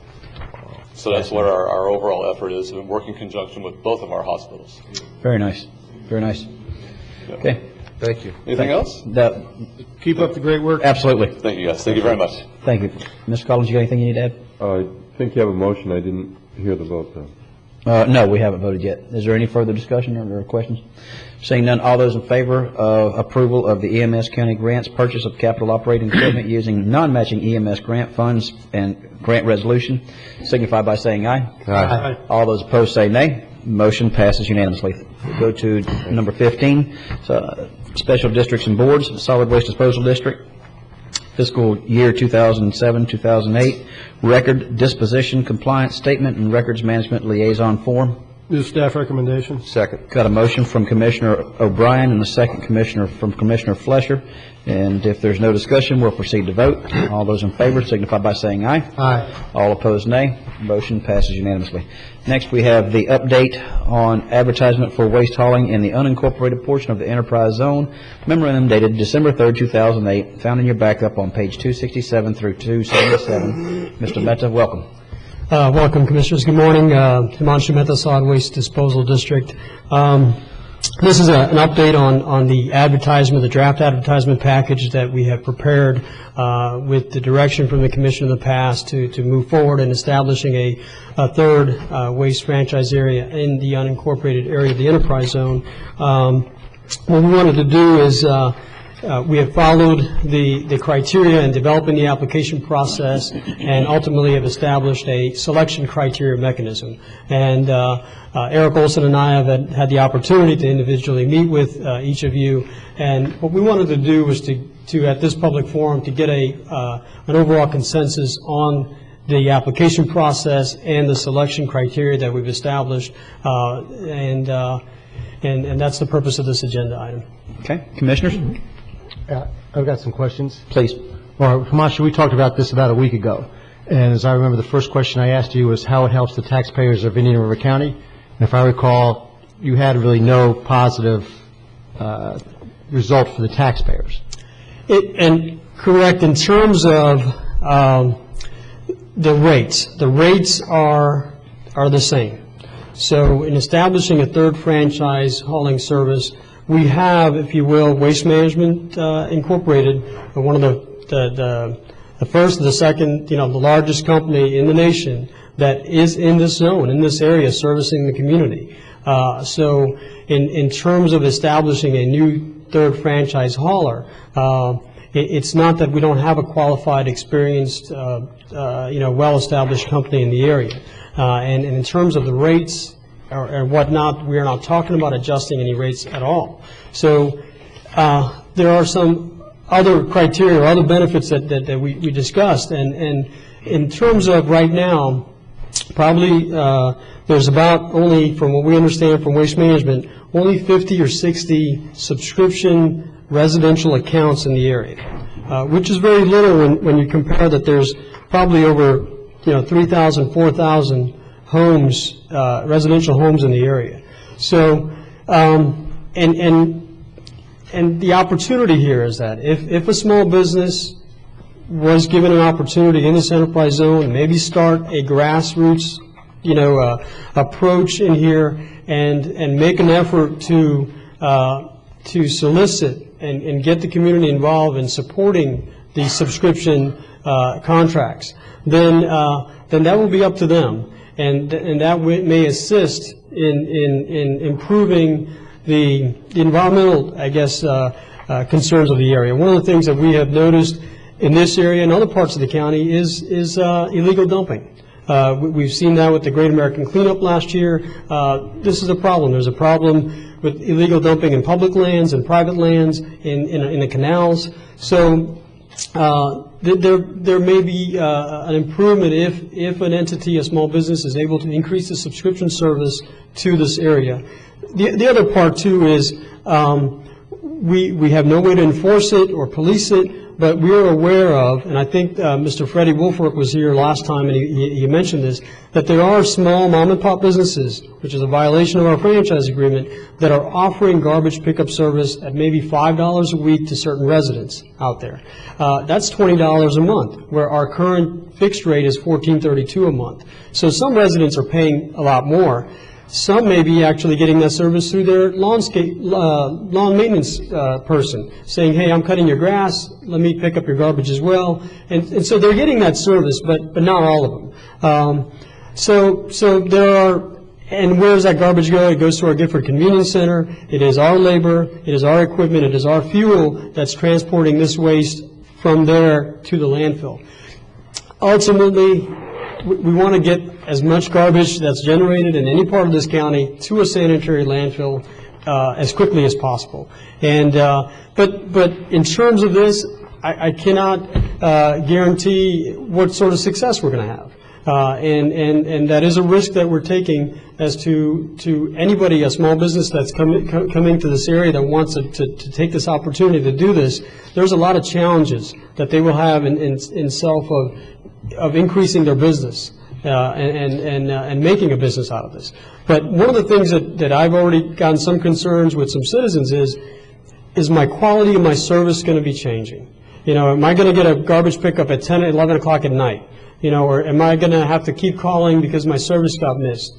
Well, we have provisions in our current franchise agreements for penalties and as such that's not acceptable. We want the same. Every citizen in this county deserves the same level of service that anybody else gets. So the level of service, the equipment that they're using has to be the same.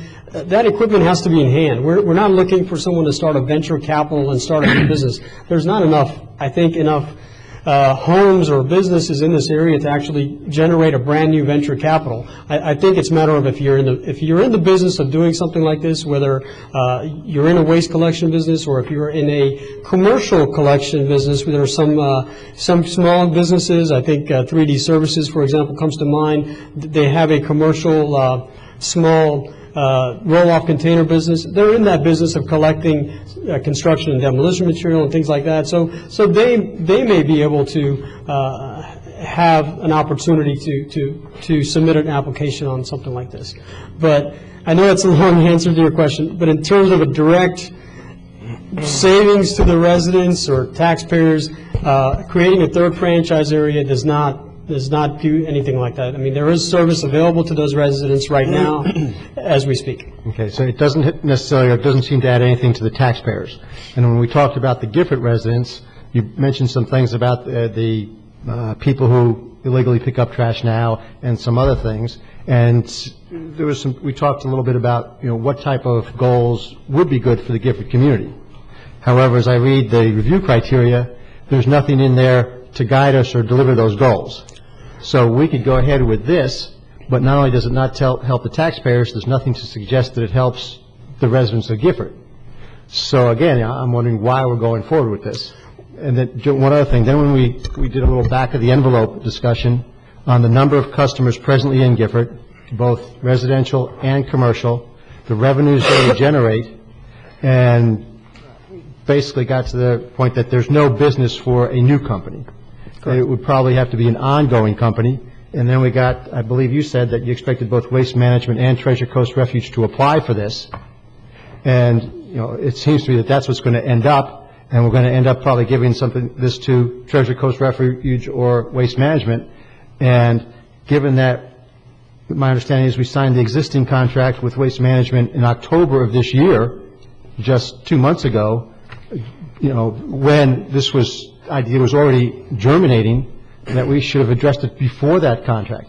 So where I am on this, and obviously I'm new in here, there's probably stuff in the past I missed, but I see no benefit to the taxpayer. I see no benefit to the residents of Gifford. I see something problematic with cutting out a third zone 2 months after we signed a contract with an existing waste hauler.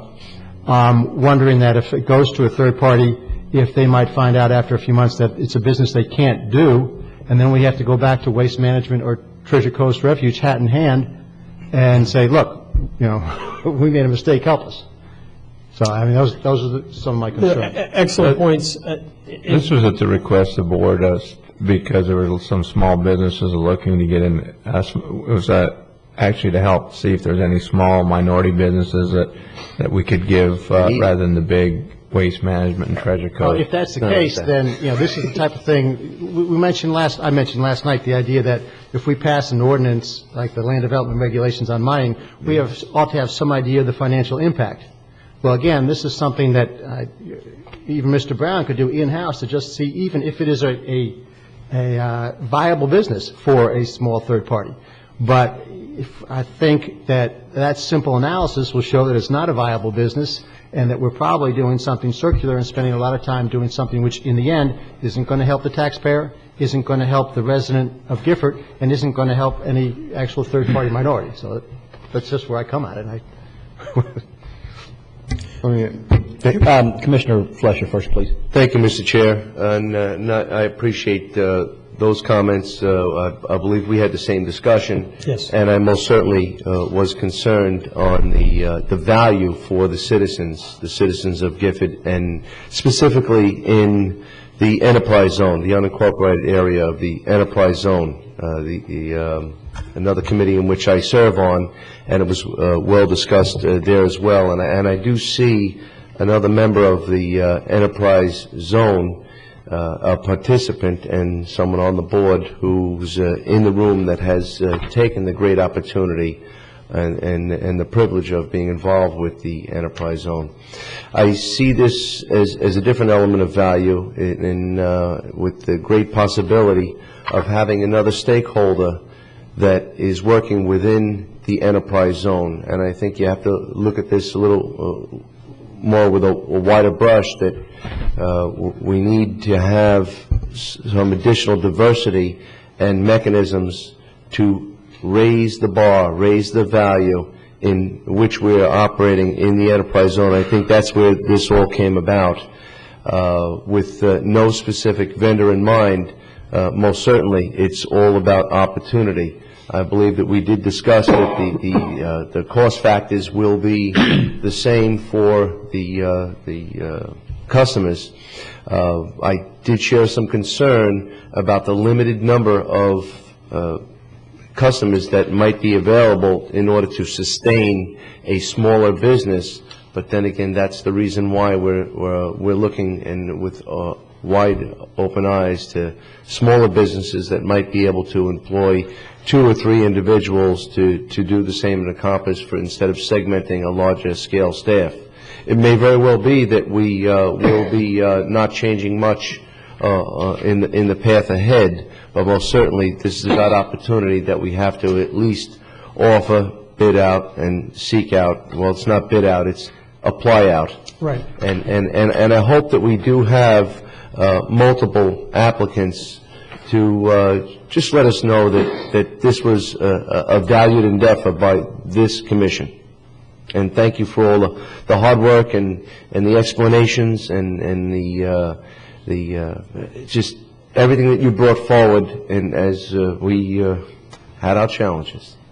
Thank you very much. Certainly. And Commissioners, as Eric and I met with individuals, we got different varied inputs on the score points, and I think Commissioner Solari, you had mentioned maybe adding a 6th criteria, and what we decided to do at this time was to bring you the same draft that each of you saw, and probably at this meeting was to get any guidance that you have more in this forum that everybody can agree on. That do we want to add a 6th criteria that talked about, I think Commissioner Solari, as you mentioned, the benefit or increase to the Gifford community in terms of, is there a bar we want to set that they're going to increase subscription participation by 30% or something like that. So instead of us modifying the agreement that you saw and bringing it back to you, we thought we'd take this opportunity to take any input that you have that all of you can come to a joint decision on, and then we would modify as necessary. Even the point system, I think there was some points wanted to be higher, some lower, and things like that. So we wanted to get a consensus on where should we go. We're ready to advertise. We feel we got a good comprehensive package, but we wanted to get some final direction, a uniform direction before we proceed to the next step. Yeah. Bottom line is, staff met with each one of the commissioners to go over the review criteria on page 273, and there was very varied ideas of how much, and we didn't want to be in the middle and come back and someone say, you gave too many points to this, so here's your opportunity for the commission to vote on the criteria. There were some that felt that there needed to be additional criteria. I understand there's also some that felt there should be more points in different areas. We would like you to vote and decide, and we'll send it out. Because this is not, this came from the commission, asked us to do this, and we want to make sure that when we send it out, that when it all comes back and the decisions are made, that you all agreed on the criteria that we set forth and the point system. Commissioner Wheeler, if you wouldn't mind, had to ask to speak. Camacho, is there any disadvantage or drawback to the taxpayers by pursuing this? Well, there could be if they didn't deliver service. Well, that could be with anything. If they didn't deliver service. At this point, is there? I would share the same sentiment as the county administrator that it's the provision of service, but I think we have provisions in our current franchise agreements for penalties as such that would apply in this case. The other aspect is, what if this company on their own decide, I gave it a shot, there's not enough money to make in here, and I can't sustain. I'm going to start with the trucks that I have, but I need to go buy a new truck. Well, the investment that I got to make in the truck and the revenue that I'm getting back, as Commissioner Solari said, the kind of the financial aspect of it, they may say, hey, this is not a big enough area for me to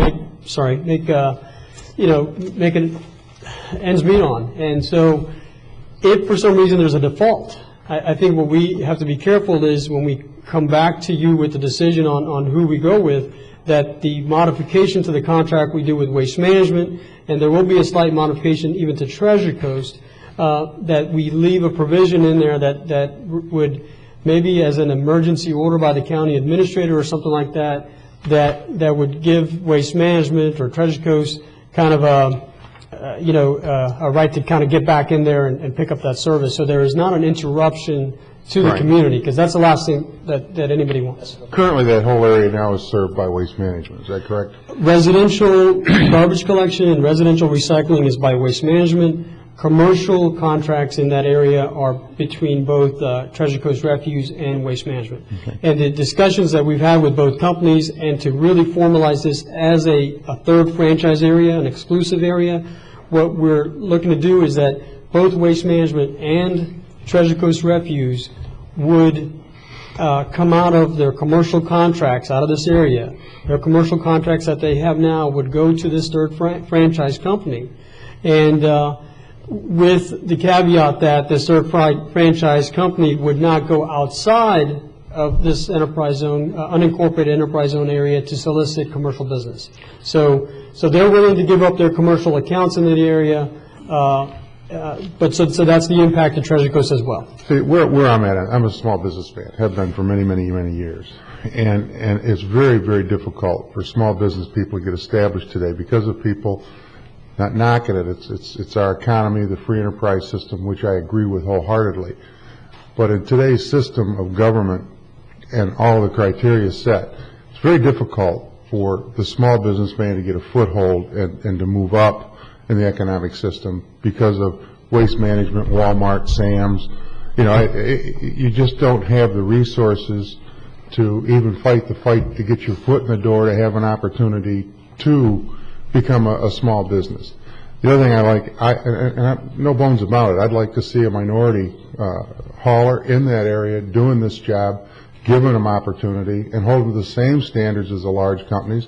If they make the grade, God bless them, and I'm happy for them. If they don't, then we go back to but I think that to afford an opportunity where there's no additional cost to taxpayers, to afford an opportunity for a small business, minority business to be established, and part of the reason for the enterprise zone being where it's at is because of the minority, and I think this supports the initial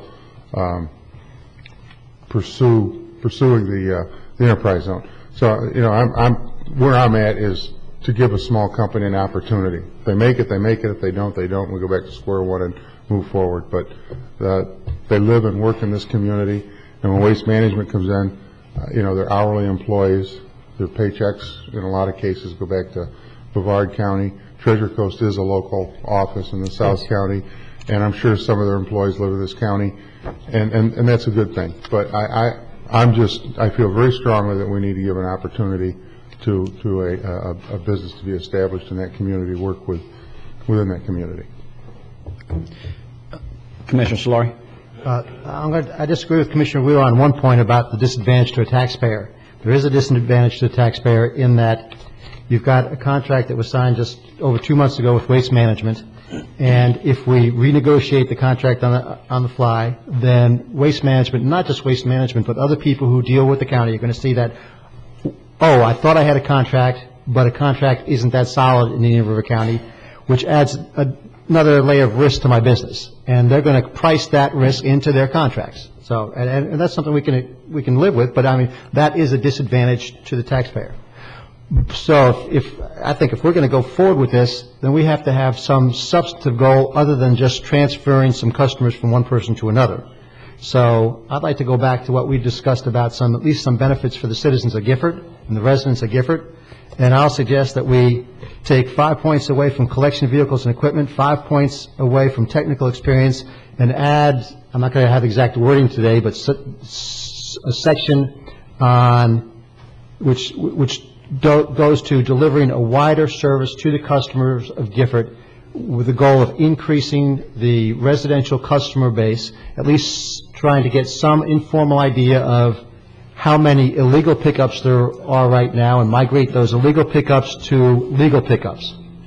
And at least go forward on that basis which has specific goals for the community, which could actually help the community, and have them somewhat objective and numerical where possible. I understand there'll be difficulties in that. Okay. Just to touch on the contracts part, we were very excited to bring the Waste Management and Treasure Coast contracts to the Commission back prior to October 1st, and we were making a lot of improvements to the recycling program. And there was a discussion at that time that because I think this third franchise hauling process was being discussed even prior to that point. And we said that, hey, if we move forward and do these contracts, what's going to happen to that? And we said, well, we would go on a parallel path.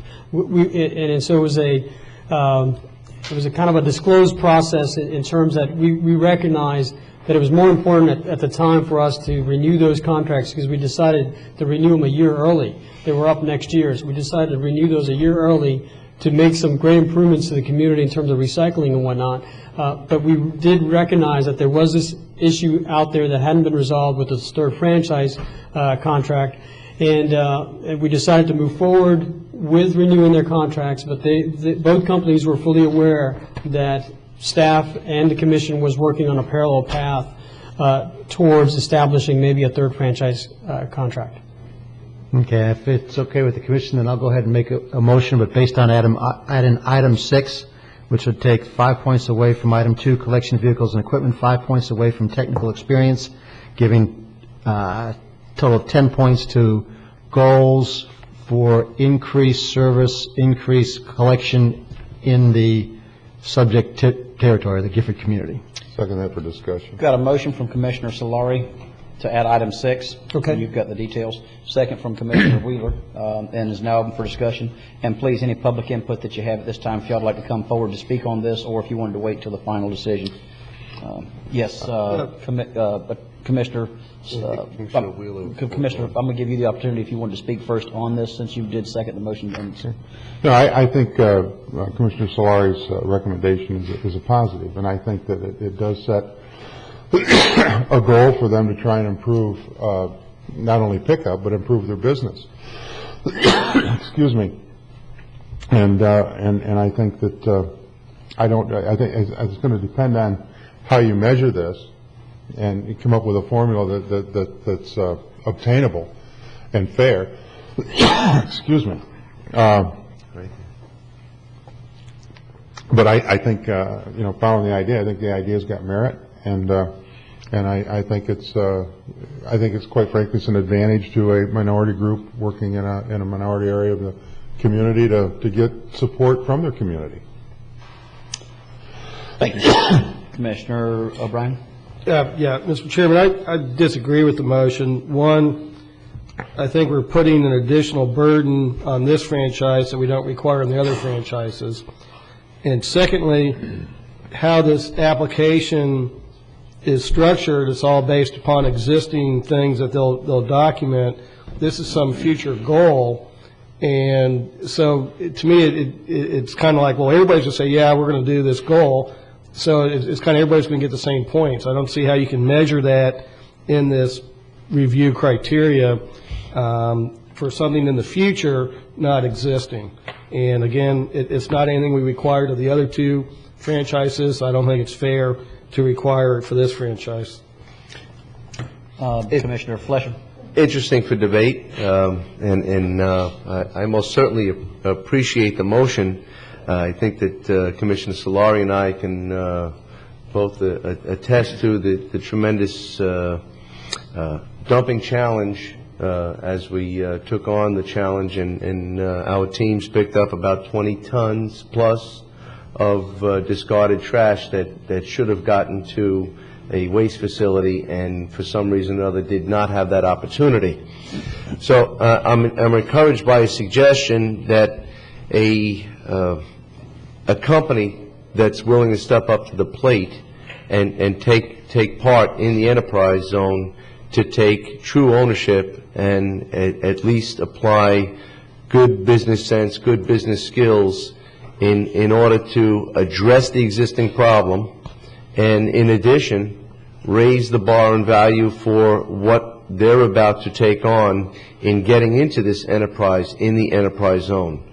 We've discussed that there are some 50 or 60 clients that will be looking for waste pickup, and most certainly I would be encouraged by any company that was willing to step up to the plate and raise their own worth and reason and existence why they could be there. And this could be another enterprise zone success story, as we have a few to step up at this point.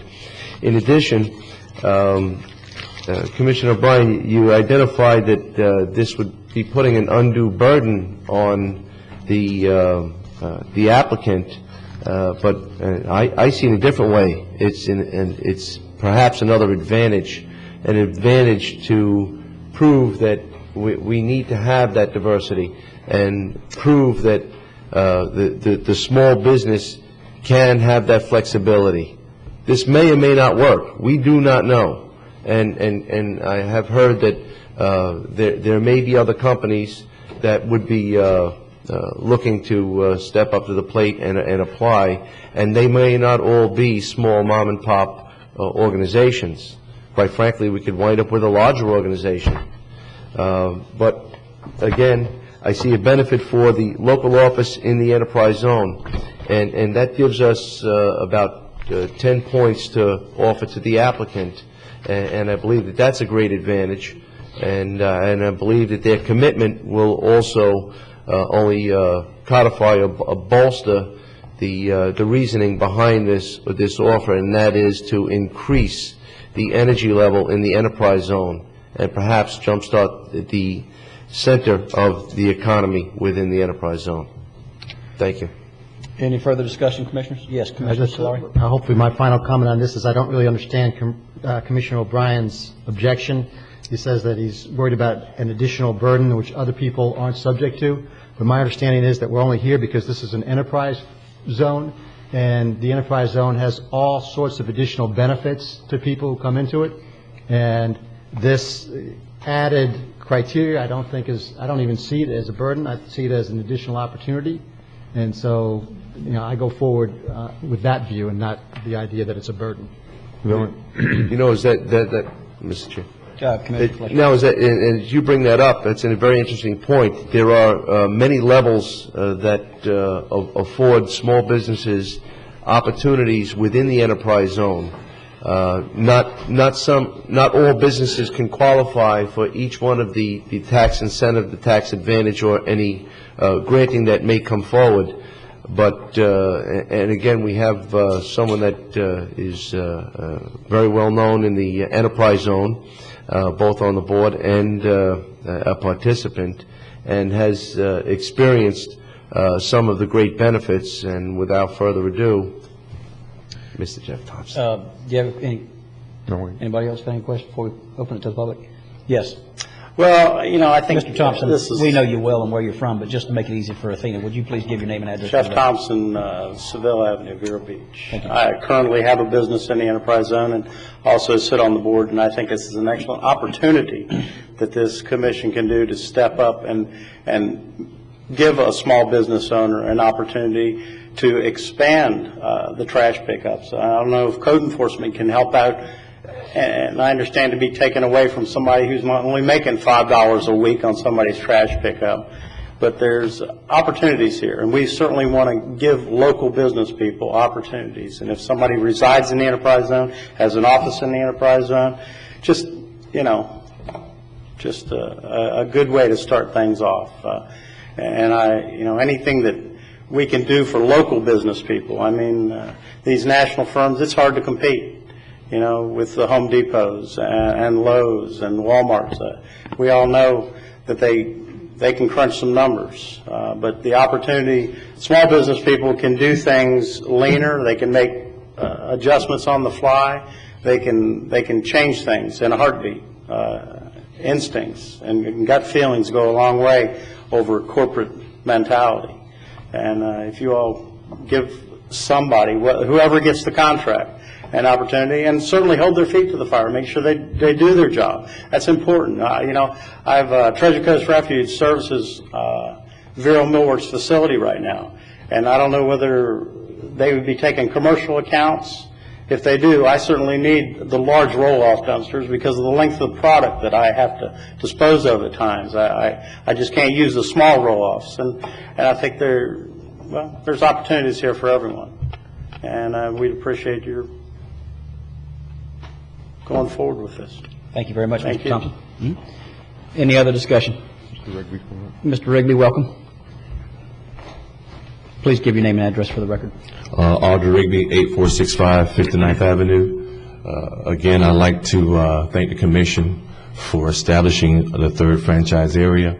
I'm not really sure about where Commissioner Solari was going with increasing customer base, but it was said in a previous meeting that the current hauler had not been aggressive enough about accumulating residential pickup. And I'm telling you now, whoever gets it, be us or anybody else, would have to do that to make the big picture work. Not only recyclable, not only recyclable roll-off commercial, but the residential is a key component also. But to add to what you're saying, Mr. Solar, if that small company is successful, let's not look at the downside, but the positive side. If the small company is successful, what you can do as commissioner is install something called universal pickup. I was out there with you and Mr. Fletcher also picking up garbage earlier this year. And I can tell you, you would not have that if you install a system like that. So if you want to increase, Mr. Solari, that is one avenue that you could take. Good morning. My name is Bill Rigby. I reside at 8465 59th Avenue. A couple of key points this morning that I would like to point to, and one is that Commissioner Solari said is that tax incentive. If you look at the current contract of the waste haulers between Waste Management and Treasure Coast, you will see that in the current contract that under the enterprise zone, we come up in the same contract as the current contract. And if you go back and look at all the methodology that is in the current contract, it holds each hauler to the same criteria. That it means trucks. That it means pickup. That means picking up recyclable. All those divisions are already in the same contract. We are held to the same standard as any other hauler is held to according to the contract. My thing this morning is that I want to go back a little bit on the history of the enterprise zone and also the Gifford area. For the last 2 months, I've been in the Gifford area studying it, trying to find ways and means of making it better. My thing is, how can I make it better? You have all the illegal dumping. And yeah, I think I've heard this morning that you said you have 50 residents that's in the Gifford area that is subscribing to the services. But if you go around the Gifford community and look at it as a whole, what you see there is mostly commercial containers. Now, if I'm going to put out a commercial container, it's going to cost me more. It's going to cost that customer more for a commercial container than it does residential pickup. Our goal in the enterprise zone would be, if successfully, was to increase those services with the residential pickup, to stop illegal dumping. How? By going around the community and communicating with the people in the community to get them on board for the services. Here's a point that I would like to make this morning is that in residential pickup, you don't hardly make no money. I know that. My competitors, we all know that. It is not about residential pickup. It is about commercial. That is the bulk of the money is in commercial. Be honest, I can care less if I pick up a household can. But if I can invest my money in commercial accounts, that is the bulk of the money is in commercial account, not residential. Again, I thank this commission for the opportunity that they have set forth, the goals for as the enterprise zone and what you expect to do in the enterprise zone. I've always said this: I'm willing, I'm able. Been here with this commission over 5 years now, trying to get work in the enterprise zone, and I believe that this commission is moving in the right direction. I think that you're moving in the right step toward helping the small business and local business in the community. In saying all of that, I would like to ask one question this morning, and I have not heard it yet. I know you're going to vote. Does the person that in the enterprise, I heard the point system, I don't clearly understand the point system. I don't understand. I've heard it, but I don't understand it, because I feel that it should have been a workshop or something where all participants could have been there. We could have ironed all of this out, just like they did for all the rest of the haulers. But here, that's not here or there. But I would like to know, in the enterprise zone, does the office have to be in the enterprise zone for whomever is there? I'll try to answer that. It says probably, I don't think it has to be. I just think you get points if you do. Beg your pardon?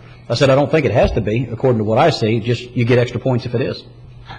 It says local office in the enterprise zone, 10 points. Right. If it's in the enterprise zone, you get 10 points. And so, I mean, you don't have to meet any of the criteria. Well, I shouldn't say that, I guess, but I guess if you just meet one of the criteria and everybody else is even worse, then that firm will get the higher ranking. So you don't have to meet them all. It's just your opportunity to meet those, and the more of those you meet, the better the chances as far as the rating of the corporation for the franchise agreement. Well, help me out. Help me understand something this morning, because I'm still lost in it. So you're telling me that, okay, I get only 10 points for being in the enterprise zone. So if I'm competing against Waste Management and Treasure Coast, there's no way that I can compete. So that means I'm still left out in the cold. Because if you're saying to me today that you're only going to get 10 points for the enterprise, but I could be anywhere I want to be, or whatever, I'm only getting 10 points for my office in the enterprise zone, I'm still left out in the cold. That's not fair. And that's not fair to me. I'm still left out. Well, I did suggest a motion which would give an additional 10 points for how you propose to service the residents of Gifford better. So that would help and move in your direction. But Commissioner Solar, we're still held to the same contract as everybody else. There will be no level of drop-off in service. The contract you currently have would have to be sustained in the enterprise zone with whoever gets it. No, I think what Commissioner Solari is saying is basically that we understand in the enterprise zone that the number of people that are taking advantage of commercial services is low or being substituted by something that's not legal in our franchise agreement. What we're trying to do is we're trying to turn to local people and say, listen, in order to stop illegal dumping, in order to be able to move this process forward, we want to count on some of the people in the local area to be able to make them aware that, hey, we've got local people doing this service in the community, and try to grow the business in that area for the local people as well as for the community to stop some of the illegal dumping that's going on. That's the purpose of how there's some kind of a plan as far as how is a franchisee that gets awarded this going to be able to increase what needs to happen in the community. Commissioners, you have, on this review criteria, if anyone has any other ideas, that's why we brought it to the board, because there's all kinds of opinions from the commissioners. You can change it in any way you want, and so feel free to do that. Thank you. Commissioner Fletcher? I just think that on the onset, having an office within the enterprise zone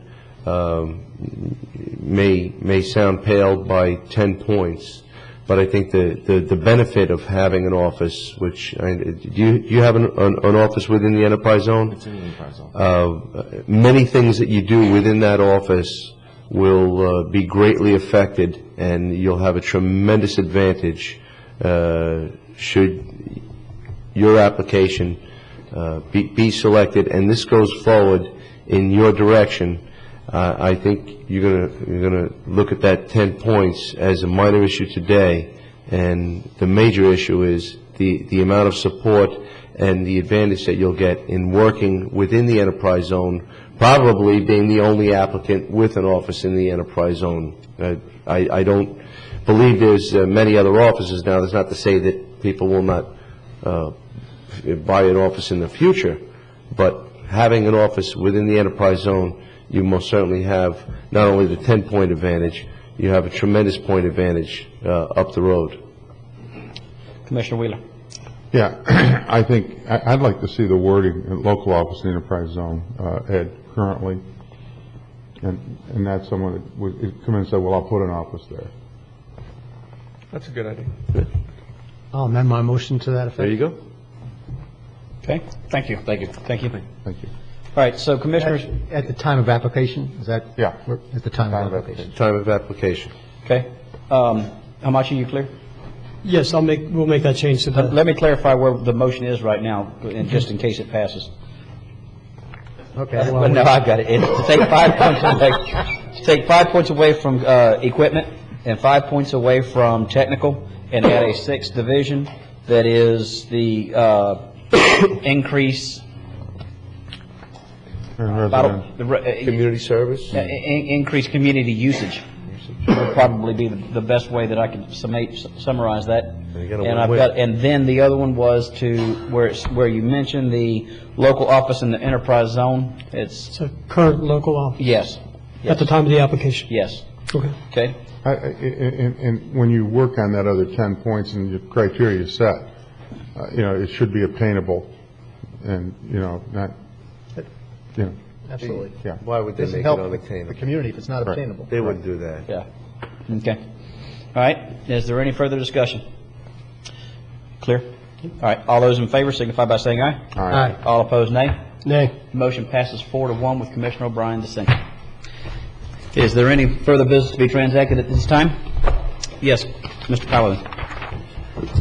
Morning, Commissioners. Joseph Paladin, President of Black Swan Consulting. I'd just like a question on clarity on a previous issue. On the unconditional offers that were made earlier today, they weren't accompanied by a resolution of necessity. Is that correct? I believe that's correct. That's correct. Is that going to, why? And is it going to come forward like next week or? Well, when the unconditional offer is made, you're required to wait a period of 30 days before you file suit. In that 30 days, the resolution of necessity, if the scale report hasn't been done, that'll be done to support the resolution of necessity. And that can't be filed until a 30-day negotiation period expires. So there wasn't a need for it today. So it'll be done within a 30-day limit, then, is what you're saying? Right. Thank you. Is there any further business to be transacted at this time? Seeing none, I now declare this meeting adjourned.